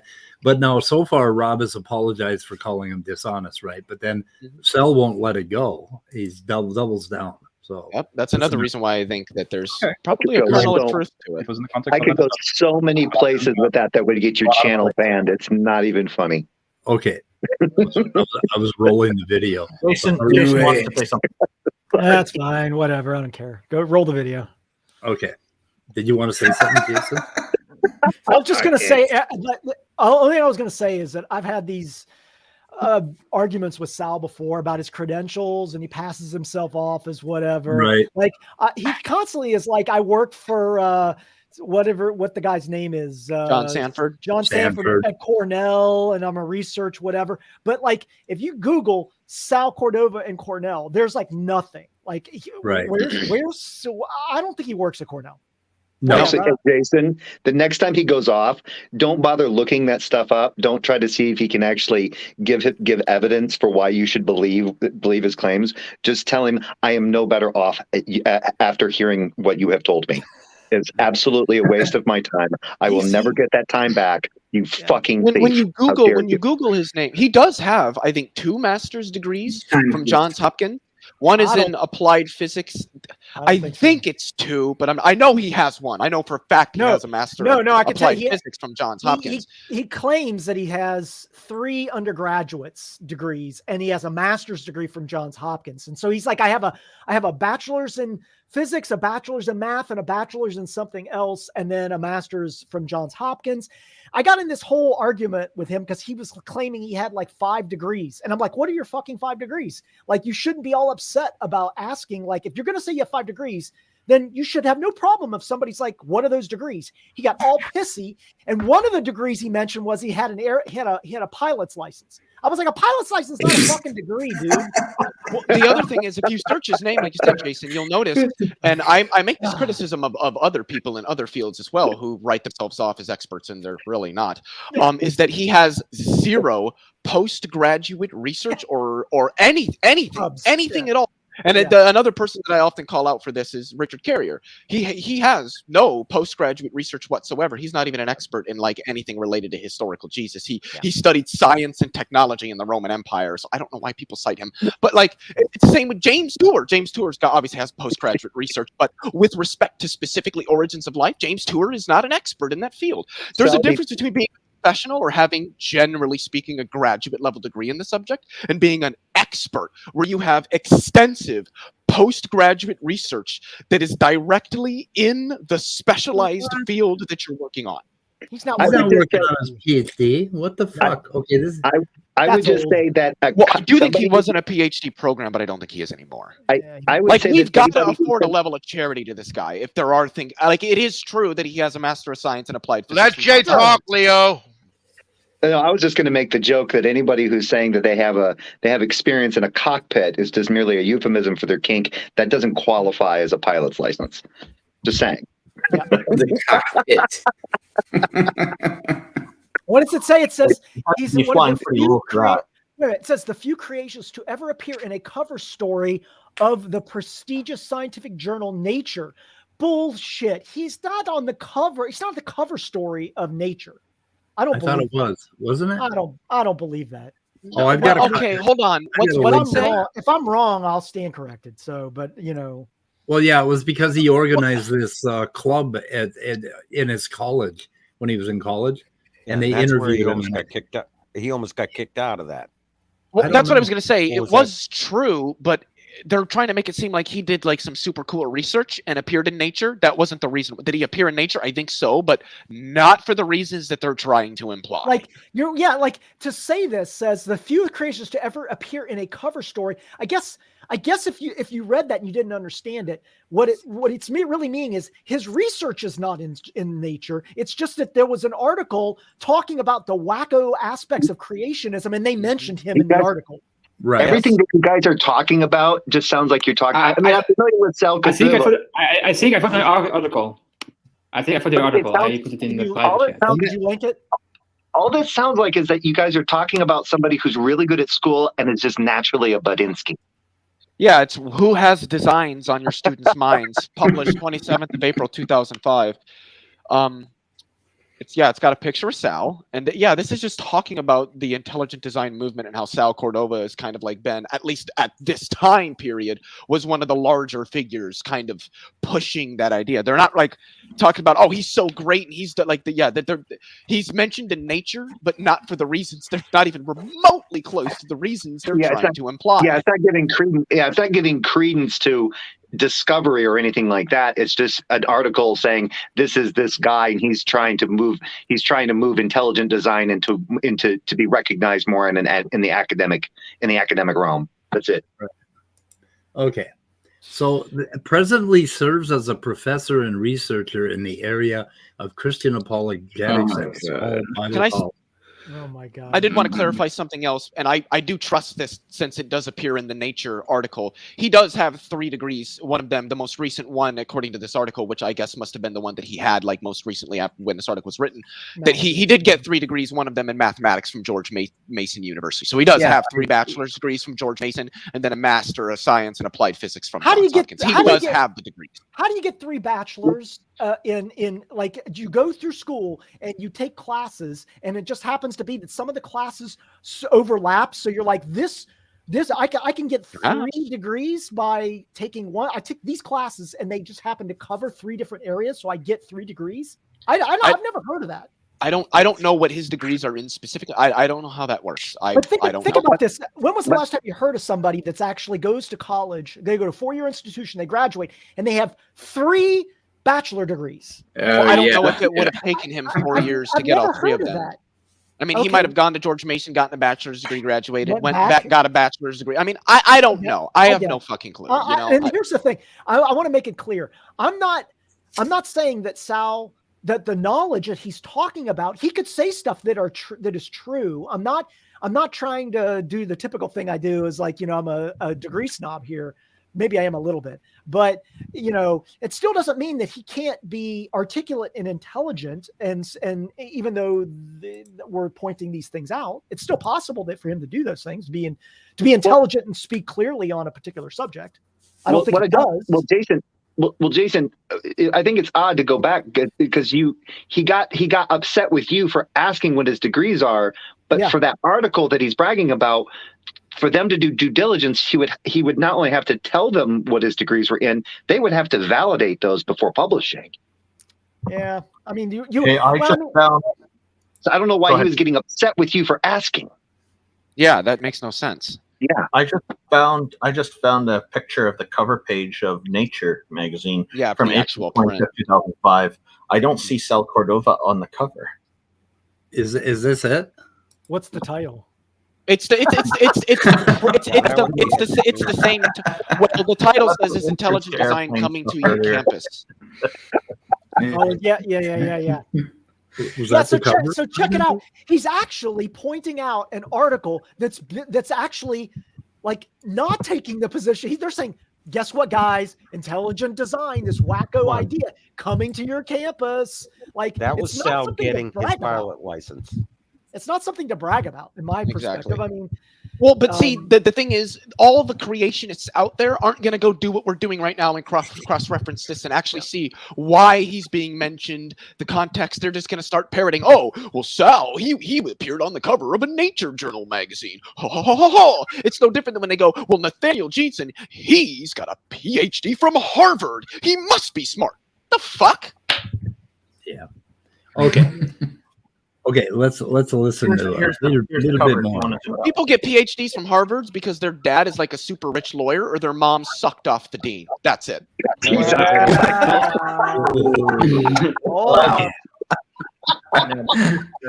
I'm rolling the video. Iowa State University probably has a better physics program than Harvard does. And winner of the Academy Award. Okay, it was 5 minutes ago when I asked Jason if he had anything to say. Yeah, Pete, if you want to, exactly. You can zoom up. I put the cover of the magazine here. Okay, go ahead. That's fine. Whatever. What the hell is happening? Are you having StreamYard problems again?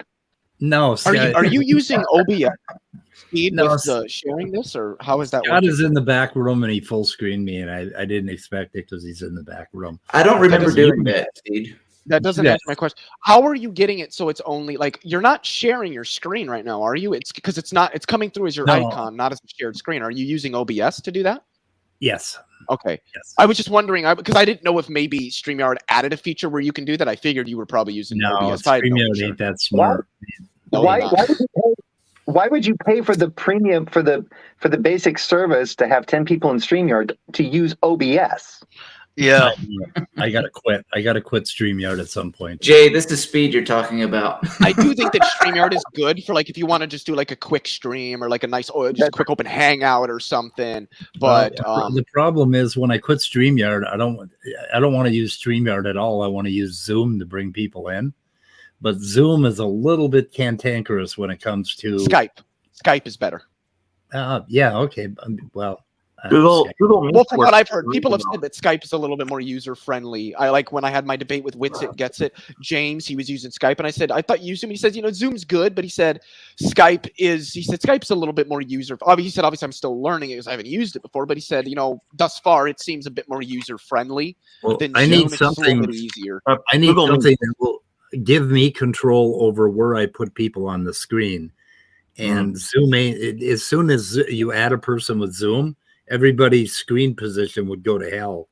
So interfacing with OBS. Anyway, I'm working on it someday. Yeah, I don't mind OBS. I just use OBS for like recording predominantly.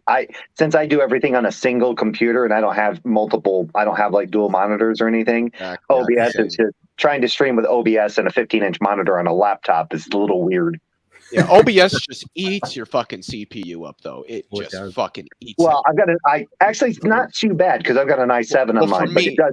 Yeah, I do too. I have an i7, either quad core or 6-core processor. This is a 2017 MacBook Pro, and it's still, I'm still pushing 30 plus. It's now been 10 minutes. Oh wow. Yeah.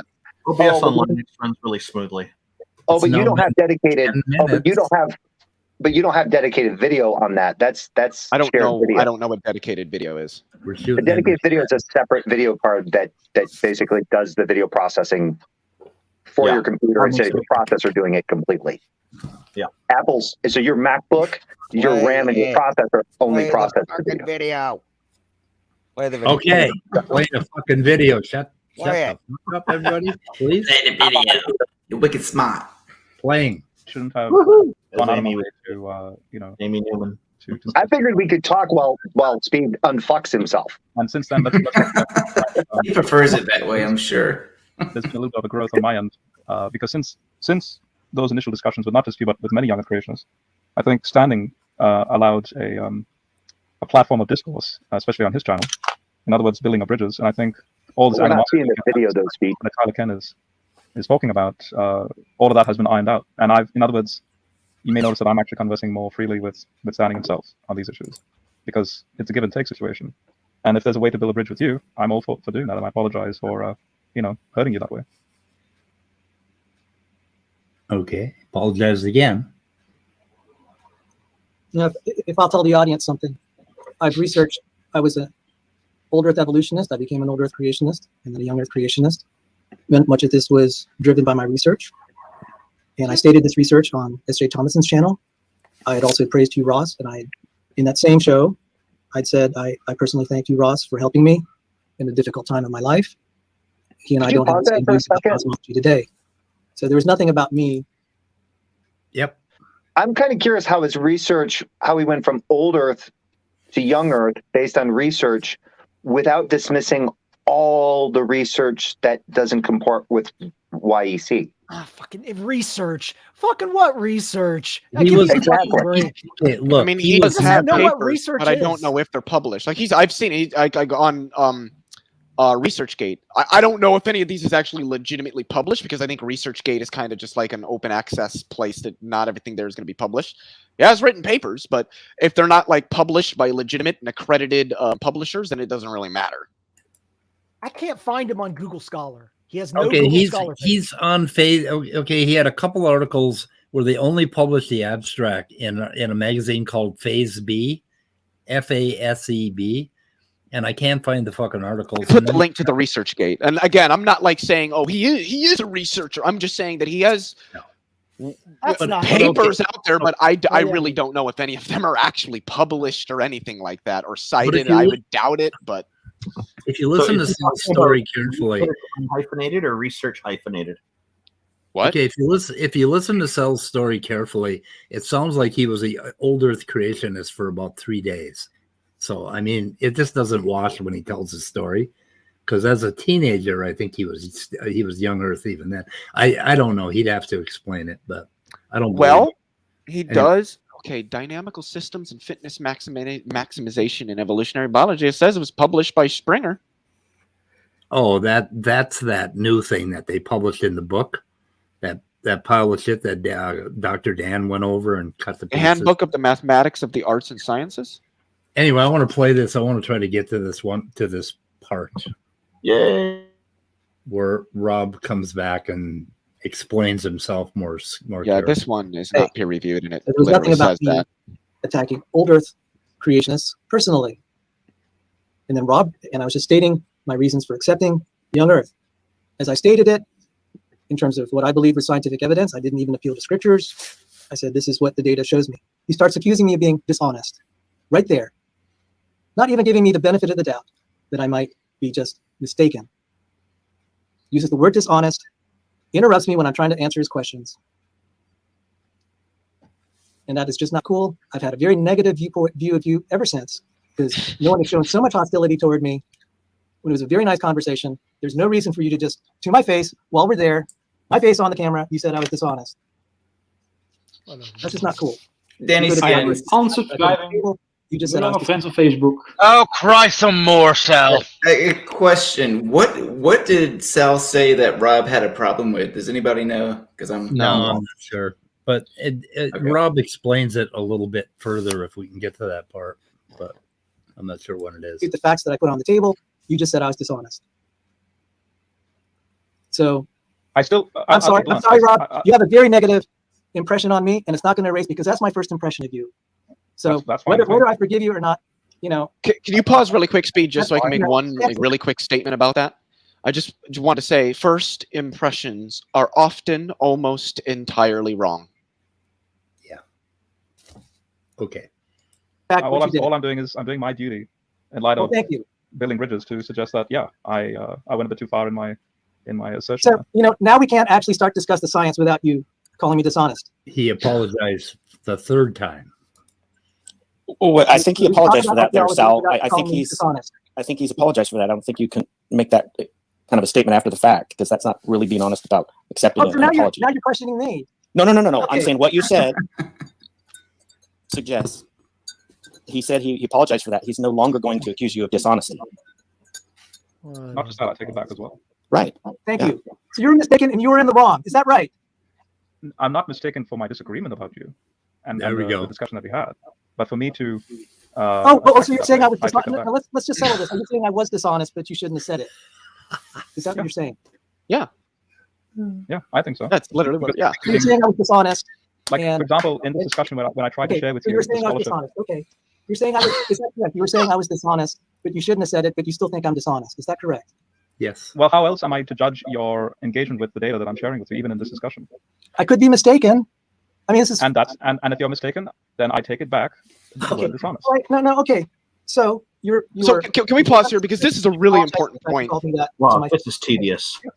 Okay, so you think I'm dishonest? Oh, I thought it was paused. And given you think I'm dishonest, it's like, well, wait. you're just going to be trying to. I thought I paused it. Sorry. The thing here is that this is what I see Sal do. He'll talk about, I could be wrong on this. I'm not saying that I'm 100% I have to be correct, but I think I am. But then when people show data that says, hey, well, when we look at all of this overwhelmingly large pile of data that compares to like your 4 papers, it does show that you're wrong. So how do you consider this? And then he does everything to hand wave it away. And then Rob's going to come in and be like, yeah, well, but that just, you're saying that you could be wrong, but then when I'm presenting you evidence that seems to indicate pretty explicitly that you are, you refuse to admit it. That does seem to be a little intellectually dishonest. Like this, I think that this is the whole point that Rob is talking about. Like if you are actually wrong, if you say, well, I could be wrong, and then it's shown that you are, but you won't accept it, how is that not being dishonest intellectually? Rob does clarify that the problem that he had with Sell is that he was cherry picking only the data that would support his conclusion. And I think he makes that clear after a little while. But I don't know if you guys want me to, if you want to, I think he melts down even more here, but I'm not sure. It does, yeah. I think we should keep going. I'm pretty sure there was another one, yeah, I think. Okay. I heard it gets really nasty when Smokey and CJ go at it. Well, But that was in the that's what I private read from- chat. Maybe they were in the stream earlier, and I never saw it. But I, as far as I knew, that was just in the live chat. But I suppose I could go to LPP's channel and look at the stream. I think Smokey comes in later on this one, but then again, I could be mistaken. I could be thinking of another one. Yeah. Because Maynard Saves he was telling me about this in a live chat when my brother was live, and I was like, "What?" And he goes, "You have got to check this bitch out." Okay. Let's keep going. Let's go a little further and see what happens. Dishonest. It's like, well, you're just going to be trying to polite, and I can't really expect to deal with you because you view me that way. It's just given that you've just confessed that you view me as dishonest, it's going to be hard to have a dialogue. So how I will am I to do view you any other someone way who- if you don't respect the fact that just as you lay out your arguments, I also lay out my arguments, and that's that. At least I'm not being dishonest as far as the youngest arguments go. I check out the arguments. You obviously haven't evidently checked out Hofmeier's arguments, Golden Gay's arguments, and so on. And it's a very good question I raised to Standing. It's not to put Standing or the young creationist model down. It's just a legitimate argument that here you are forcing something on the text, and I suggest that that's being dishonest with the text. You're not actually consulting the scholars. And here's the thing, when you raise scholars, right? Yeah. Immediately, and this is Kyla Kin's point, those scholars that I quote are evangelical Christians. They're thoroughly evangelical. And then people like yourself, especially Jungle Jargon, will throw them under the bus and suggest that they are the ones being liberal and they're not really Christian. And Jargon, you're on my poop list. You need to shut up, dude. I didn't even respond. I didn't even respond to your so now, what I'm saying here is, being a sinner, would have probably left and presumed unfairly that you're just like some of the younger people that I come across. And so that's why I'm apologizing. And in fact, I repent and take it completely back, because it hurts me to know that you were hurting. And I don't. Who did I throw under the bus? And I think Sal is an honest guy. Yeah, From my observation. Shut up, Jargon. Shut up. Who did I throw under the bus? Shut up. Who did I throw under the bus? So Sal, when you asked me for the names of these individuals, that really spoke volumes to me. So I'm just like, wow, okay. And can you pause that for just a second, Speed? No, but you just said earlier. So this is classic. I think there is a part with Smokey possibly, and maybe it's more along the lines of what Leo was saying. It was in the live chat, but there is a part in this, and maybe some of you guys have seen it, where Kylo and Jungle Jargon. Yes. That's right before. Yeah. Mm-hmm. That was that was precious. Shut up, Jargon. Shut up. You're an asshole. Shut up. Okay. There's a place. Let's see, where the hell? Yeah, right. Okay, Kylo Ken. Okay, right before 442 is where he goes off on Jungle Jargon for the second time, and then he leaves. So anyway, but I just love it when Christians start eating other Christians. It's great. Yeah. You start chewing each other. They start chewing on each other because of doctrine issues, and some of these guys are advocates for being able to teach that shit in school. Teachers being able to allow to tell your kids, hey, you should be able to, you should believe in Jesus Christ as your Lord and personal Savior. Yeah, I get that. However, when we start getting to the doctrine shit, that gets a little confusing between you as a Christian and Mr. So-and-so down the hall who teaches history and says the same shit. Yeah, what Rob was referring to here is Cel Cordova throwing Swami Das under the bus constantly. I mean, he really just comes down on him with the derision that is just beyond the pale. So he is doing it, and they're insisting, "Oh, we don't do that." I said, "Yeah, you do," and they're fellow Christians. They've been hammered.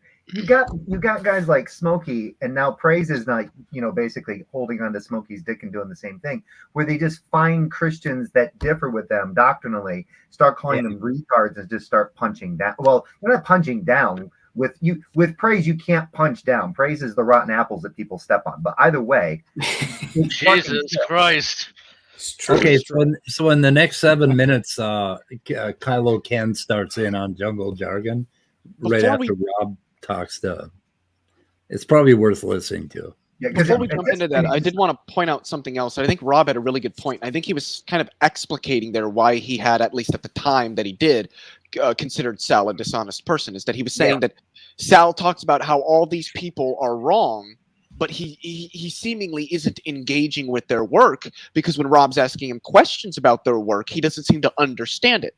Well, that does seem to be dishonest. Saying that somebody is wrong and their work is wrong, but you haven't even really examined their work. Yeah, that's dishonest. Oh yeah. Well, no, it's worse than that. I actually experienced that. I actually experienced it with Otangelo. Like Otangelo's asking me a question. I showed him a paper, and he says like, "Oh, do you really believe that?" I'm skeptical about the conclusion. And I asked him, "Well, did you read the paper?" Nope, he did not. Yeah, but it's even worse than that. They will agree with the parts of the paper that they like, and then they'll say that the rest is bullshit. This is weird, because Rob is correct, like Leo's saying, because he's trying to find reasons to dismiss the person, not the topic. Yeah. He thinks that if he can dismiss the person for who the person is, then you can dismiss their work. Yeah, and that's what Rob was saying. Like, these are other evangelicals in the field, and all you're doing is saying, well, these are just the liberal secular scholars. But they're not. They're evangelicals, and they still disagree with you. And all you're doing is calling them liberal secular scholars, not engaging with their work, but then running around talking about how they're wrong. I think they have a fallacy for that, isn't it? Ad hominem. Yeah. So this is kind of the same thing that happened between me and Cel. He basically, for some reason, he thought I insulted him, And then since then, he won't. I can't email him. He's blocked all my emails. He's blocked all my comments. And so then I was like getting messages to him through a third party. And he told the third party, don't give me messages from Speed anymore because he even blocked that. So I can't even go through a third party. So I don't know what the fuck to do. I'm thinking of getting one of those airplanes with a banner, Use a pigeon. So, give me this paper. Go shoot the pigeon. I can't say that I have anything personally against Sal, but he does strike me as the kind of person, kind of like, well, lilPP a little bit, where he will do what he can to avoid engaging with people he knows are going to reasonably press him on things and hold his feet to the fire, where he isn't going to be able to provide reasoned responses or counters.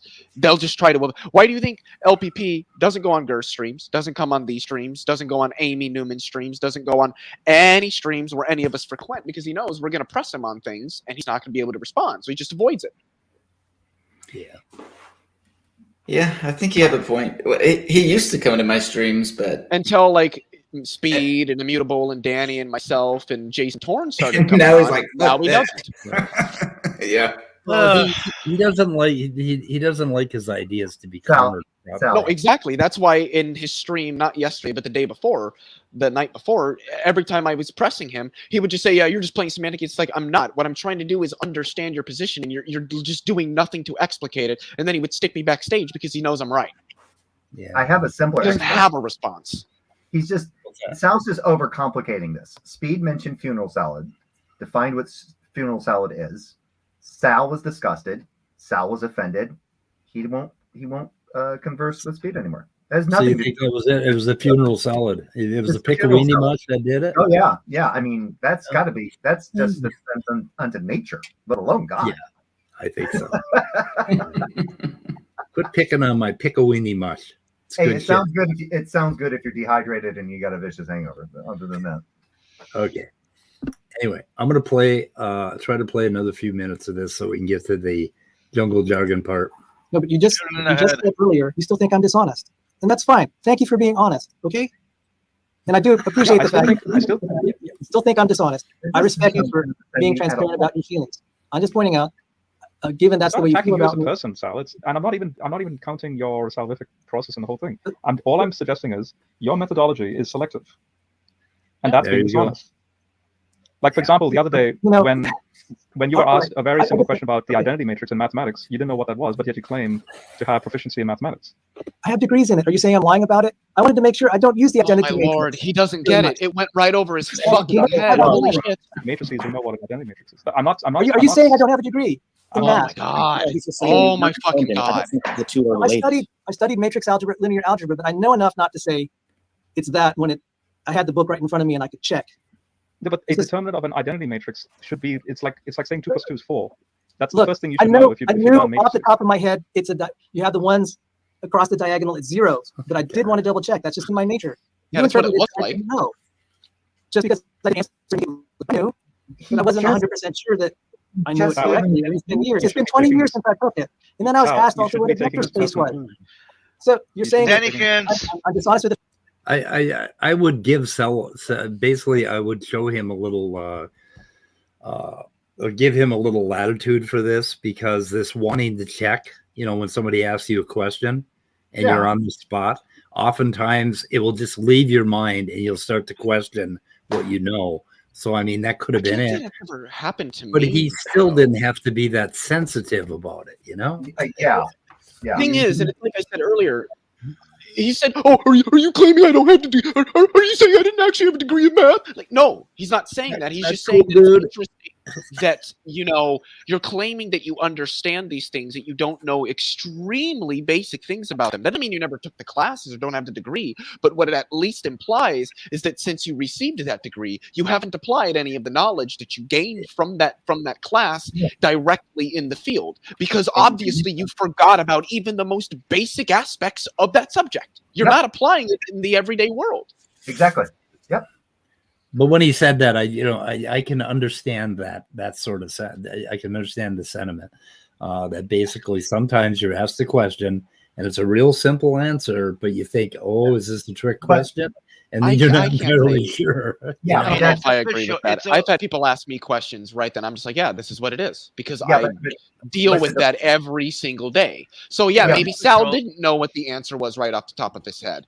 But Well- all that again implies is that he's not actively employing these methods, I these like to practices say- every day like a real researcher would be. Yeah. I like to That's- I like to that's say the that point. speed seems to be simping for Sal. Well, I am No, I don't think because credit where credit's due, and I mean, I can understand how he could have been caught off guard by that question, but that isn't quite what I'm surprised at. What I'm surprised at is how sensitive he is. He's almost like a 7th grader in his sensitivity level. I mean, what is going on with the guy? And I think fundamentally, it has Leo hit it spot on. Is the fact that what Rob is saying there is that you could have forgotten about this, but if you're continually using this kind of stuff every day in your work, in your research, that's just something that you can say, oh yeah, I know exactly what an identity matrix is. Yeah, I use it in my research, right? In biology, you would hardly ever use the identity matrix or But see, linear. remember, he claims to use like biophysics, and he always talks about Right. how he took these classes on matrix algebra and linear algebra. Yeah. Okay, and then Nathan's like, ask him what an identity matrix is. Didn't know. What is R4? He didn't know that either. That's also really fucking basic in linear algebra. Yeah, not knowing what R4 is was Hey kind of Leo, weird. what is a vector? How do you Weird. find the magnitude and direction of a vector? How do you Anyway. define by the length of an arrow and the No, direction in don't- which the arrow goddamn is you, oriented Midnight, don't in get him space? started. Or actually, a more rigorous is definition wrong would with be you? the magnitude and direction of any vector is going to be the result of the linear combination of the basis vectors that make up that state. Okay, vector. Leo, You Leo, put- I didn't. That's a bootable offense, Midnight. Leo, you were just being used. Don't fall into that next. Sorry. Okay, let's see if we get to the jungle. Yeah, I want to get to the Kenny jungle stuff. You're saying not that be taking this personally. I'm dishonest with the facts. I represented myself as having degrees in math. I didn't say I was necessarily that competent in it. What a hell of a concession, right? A recent chapter in Springer Nature for mathematicians. If they thought I was an idiot, I wouldn't have been with them. So what's me being dishonest about saying I knew something about math? I'm competent enough to do the stuff that I was doing. We didn't use identity matrices. We didn't use vector spaces in that. Why not admit that out the gate? Why didn't he admit that out the gate? Hey, I don't know what it is off the top of my head. I don't use it every That day. is part of the Lagrange points, and Totally. Okay. Mechanics, okay? But you're accusing me of not knowing it? I just wanted to make sure I had it right because I'm sometimes confused. I had the book right there. What do you think I'm doing with the book on linear algebra and matrix algebra? See? Blah, blah, blah. some form of. I just have to quote Nathan here. Yeah, but have you read them? Yeah. Have you made an attempt to understand what they But have I'm to not say? going that far. Well, remember how they go on all the time about me not having read my books. So, anyway. But then you go grab literally just a random book and open it up, and it's got all these sticky notes and highlights and everything. Highlights. Yeah, right, like literally No, in the no, middle no, of the no. book, 400 Leo, pages, and it's Leo, like, that's no, for I'm show not only. reading the books. That's for show. Okay, he spends Yeah, so that's much for sure. time making Yeah. making it seem like he does that, rather than actually doing that. Oh, I gotta give when you put those little sticky notes in it. I've got a cat that fucking hates them, and as fast as I'm putting them in, he's pulling them out. It's You gotta make a video of that. You gotta make a video of that, man. That'll be it. yeah. Okay. The one point I Let's wanted to see. make is that there's a difference between people who have books and people who have books and read them, and you can look at the books and tell. Yeah, because I Really? leave Do you want to see highlights- my books? My books I'm like don't a, matter. I'm like a snail when I read books because I have a highlighter all the time in my hand. So you can look at my books and see what the hell I've covered by looking at the highlights. I'm a snail in general. I really got to work on, fixing my reading Slime speed. trail? Slime trail? No, slime No. trail I'm talking about. Oh, slime Snail- trail, okay. Yeah, Snail snail takes leaves a slime trail. I leave a highlight trail. So anyway, I let's see. see. Let's see if we can get the jungle jargon. We got to shoot her in the head pretty soon. Why? Yeah, get the jungle jargon quick. No, because there's a lot that I don't remember, okay? Okay, Can at least listen to what they're Jargon. That's hyperbolic. Just joking with Well, you. I that's- have nothing against now you you're playing with slamming you. me. Now I'm you're playing with you, slamming dude. Dude, I just Now told you it you're was a joke. slamming me. Hold You're on. slamming me. Just told you it was a joke, man. Relax. All Don't right, take yourself before- don't take yourself so before- seriously. Don't take yourself so seriously. Relax. It's a joke, man. It's a joke. Remember that one-way street? Okay, Remember the slam. one-way No, street no, that no. Go ahead and slam me. We're the bad guys. Remember that? Slam. No, slam me. Go ahead. No, let me tell you. the widow of Dr. Malcouch, once she found out that I was working with Hugh Ross, disassociated with me. I was the leader on the project to write articles in honor of Dr. Malcouch called Evangelical Doctrine. Just because I was associated with Malcouch, I lost a very, very dear person to me because the young earth was so ingrained in her that she could not conceive of the fact that anybody could be of a different opinion. Dude, I'm telling you, the young earthers are far more culpable in this accusation. Yes, old earthers are. Rob is clearly guilty here. I have been guilty, maybe taking jokes too far. But I can tell you, there is nothing like the vile venom that comes out of Ken Ham, Kent Hovind, and some of the other one-off young earth creationists. It happens. Trust me. Dr. Ross has been slandered. Shut up, Jargon. Dr. Ross has been slandered. Dr. Ross, who is somebody who is autistic and on the spectrum, was bullied on the John Ankerberg show by Kent Hovind, the degenerate wife now, because he's got a deranged interpretation of scripture. He single-handedly was responsible for the growth of RTB because he's such a curmudgeoned idiot. I can agree with that. Convictions about what? Yes, have convictions, but don't slander. Don't pick on a dude that has autism. What is your problem, Jargon? You don't get that you don't pick on those that have disabilities? Don't you get that, you idiot? Don't you get that, you idiot? Hey, pause. Seriously, pause. Pause. Danny Skins, you mean? If you don't think, if somebody here doesn't think jungle jargon does, if somebody here, anybody here think that jungle jargon is perfectly sane or doesn't have possibly a mental disability? Yeah. No. I mean, I don't. I've heard. I think he probably does. Yeah. He's from what I hear, he had what was it, rabies a long time ago, and it really fucked him up. No. Or was it the Brazilian flu? No, it's even better. Schizophrenia? One was he survived, according to some, he made the claim that he survived all the stages of rabies. That means he survived the death part. And number two, this one's even better. He cured himself of his own schizophrenia. Right. How? That's exactly what I would expect a schizophrenic to say. Right. There you go. Wow. Okay, so that's it for the video. So wow, rabies. Huh. Yeah. Okay, so I have a question. That's nothing. You didn't even get to the heart of it.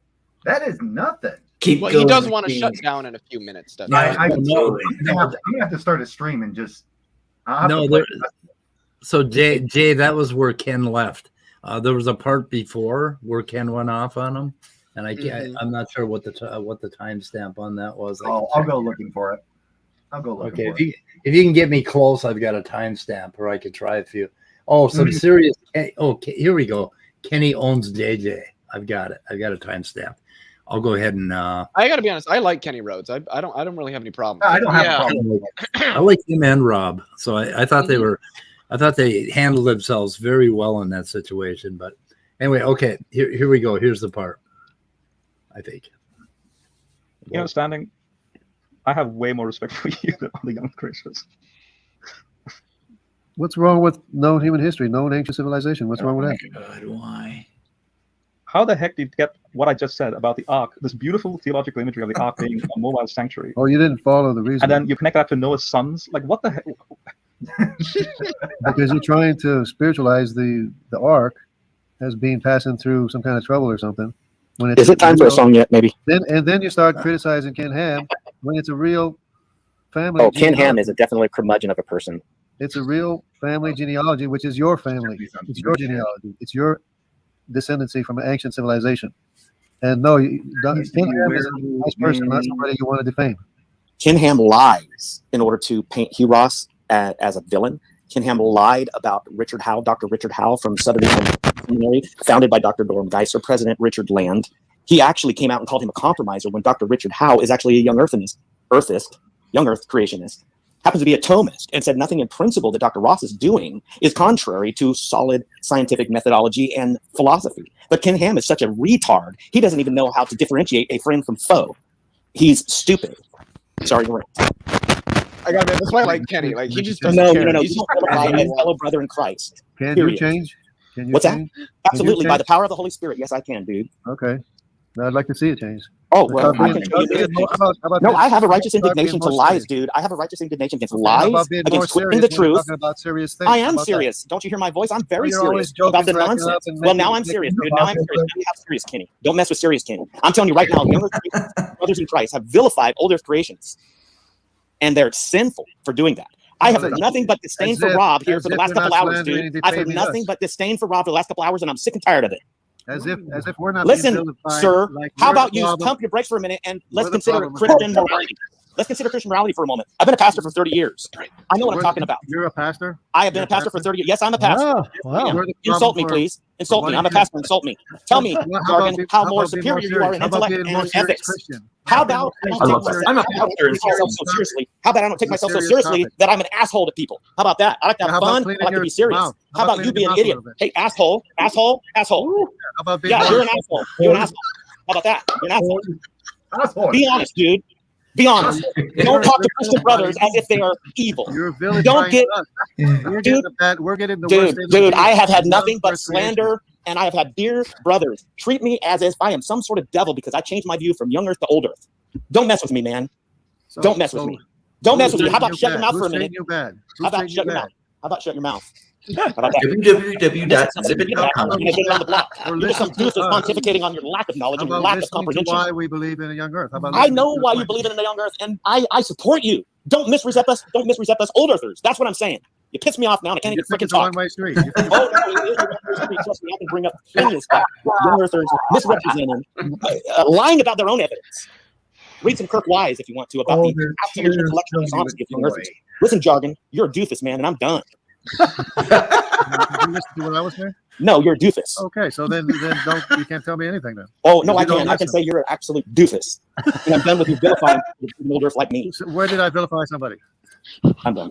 Where did I vilify somebody? I didn't vilify. I had a discussion with Gavin. You're asking Go watch- Rob go watch the questions discussion that are very I had with probing. Gavin tonight. And I see don't if care about vilified Gavin him. and your conversation. I'm talking about right now Okay, Rob see and the if I vilified cross-examination him. that you've been doing to Rob and the condescension to Rob, who's your brother of Well, mine. it's his- I disagree his with him, but he condescension is of a us. deal brother. You listen, You man. think Why it's don't a you stop for a one-way minute? Stop under talking me, dude.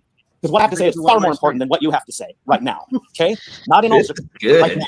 What I have to say is So I far more can't important than the disagree. I nonsense can't coming go out of your on. mouth. Stop I can't treating go on. fellow Christians as if they're villains because they believe that God used eons instead of 24-hour days. Period. Stop, you idiot. I like this guy. Mad Yeah, dude, respect for Kenny.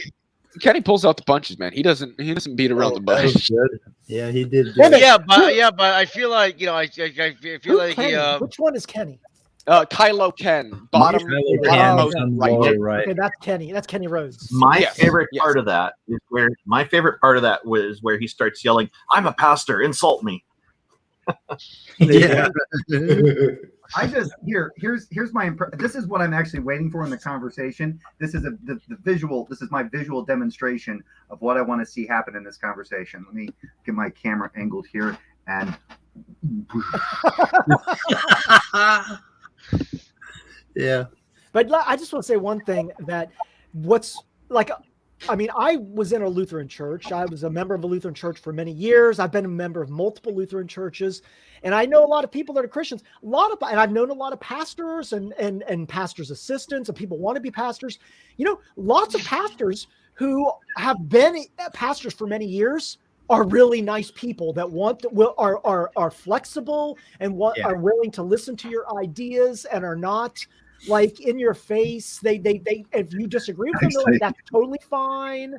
But so I respect that, you know. I have a slightly different take on that, Jason, in the sense that I grew up in a church where you had a pastor that seemed like you could kind of share those ideas. And then when you did share those ideas with them, the next thing you know, your parents are no longer allowed to be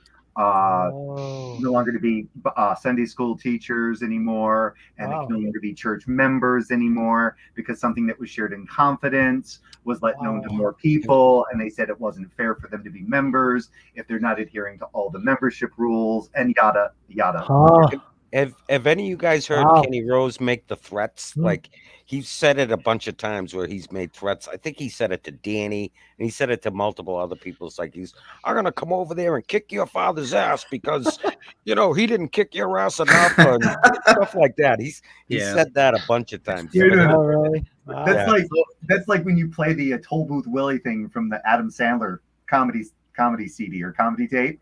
I'm coming out of the booth, we kick your ass.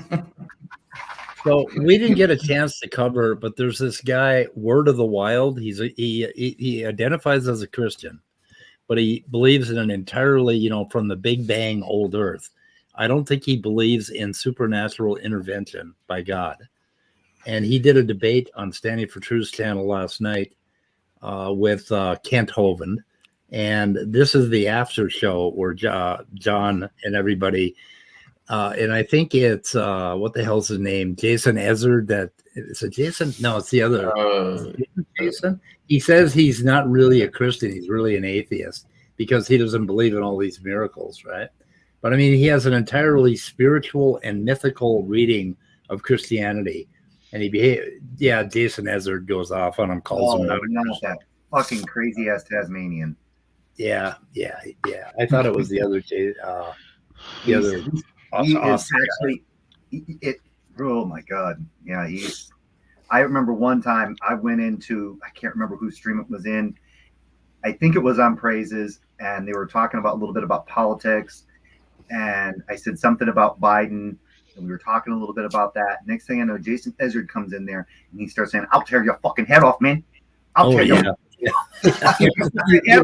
God damn, like, is that directed towards me, Izzard? And he was like, yeah, you voted for that terrorist scum? Okay, you fucking get off.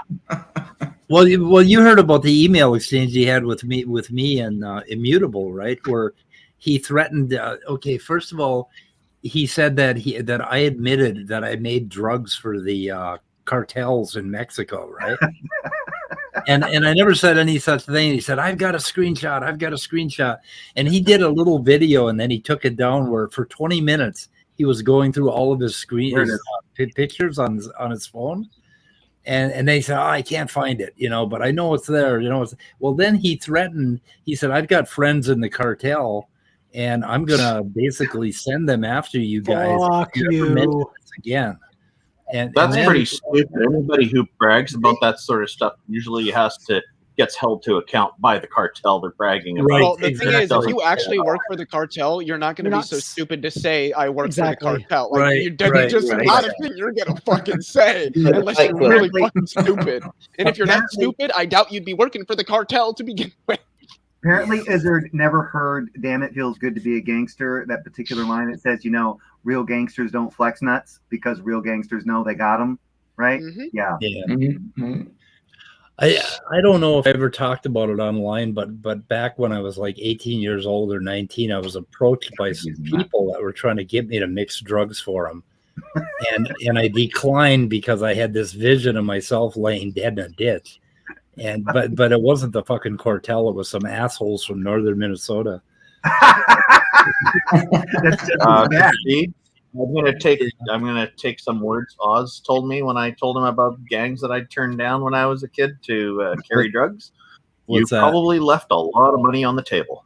Oh yeah, well they offered me $5,000, and all I had to do is they were going to drive me to a location, and I had to mix some stuff for them, right? And I was thinking about it. You're going to drive me to a location up in Ely, Minnesota, and I don't think I'm ever fucking coming back. So you were. I don't think so. So everybody, you were smart. That was good. When people get online and they start making violent threats, like I'm going to kick your ass and I'm going to do this and that, they're just so full of shit. I know. So full of shit. Yeah. You know what? You come to Idaho and do shit like that, and I guarantee you, man, you will get your ass blown. So away. let's meet on. You said Boise. What's up? You'll be having. The thing is, if you're actually going to go and commit an act of violence against somebody, the last thing you want to do is warn them about it ahead of time, because then that way you'll have the element of surprise on your side. I just think it's interesting that the whole point of this stream is that Speed was a pariah to society. Yep, I was. Anyway, we got to shoot it in the head, guys. It's that time of the day. We're going to cover this video. I think I'm going to have to do this tomorrow. Go ahead. This has been a lively stream. Jesse? Hold on a minute. Sorry. Nope, too late. Going off air. Shoot it in the head. What do you want, Ness? Okay. Danger was in the chat. He is? Danger was in the chat. No, he was, but he accused me. Hold on. As I'm do you remember that when you asked me to show a paper at some point in the past? like, hold on. Hey, Gur, Stephanie Tretton in the live chat wondering if you're still going to do a stream. It depends. Yeah, I get it. Maybe, I don't know. I'm waiting to get a confirmation email about it. Because I'm just wanting to talk to somebody, but we'll see. I don't know. Oh, I'll join your stream, Gur. Are you going to show something, Nancy, or were you done? Just title it what it is. StreamYard Poison. Okay, can you hold on for a minute? I'm still trying to look something up. Okay. In the meantime, nice. Psycho. That's psycho.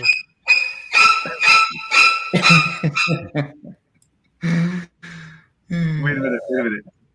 Hey, I think Stephanie might be curious about cursed libido.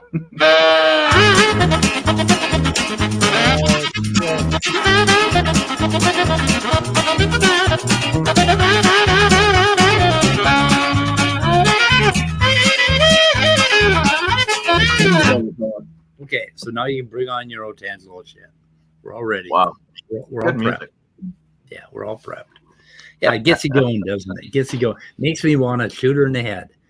Do it. You should have just used that as the sign off. I should have. I still haven't found it, but I can explain what happened. Like a few days ago, Otangelo asked me a question about iron sulfur clusters, and I showed him a paper that shows he was the answer to his question. Yeah. But he accused me of googling the paper on the spot, and I just gave it to him without even reading it. Okay, he accused me of never reading it, but I know. But I know I have tweeted. Like I have tweeted about this paper a few months ago, and he responded to that. So he knows that I know about this paper beforehand. Right, I think you sent it to me like 6 months ago. I think. Right. So yeah, Like he accused me of never reading the paper or just googling the paper, but he knows I was aware of the paper beforehand. So yeah, he's just lying. He was definitely projecting. Okay, guys, we're gonna shoot her in the head. Okay. Bye. Shoot her out. Take care. Bye, cruel. Bye, cruel world. He's just. Remember, kids, don't mix drugs.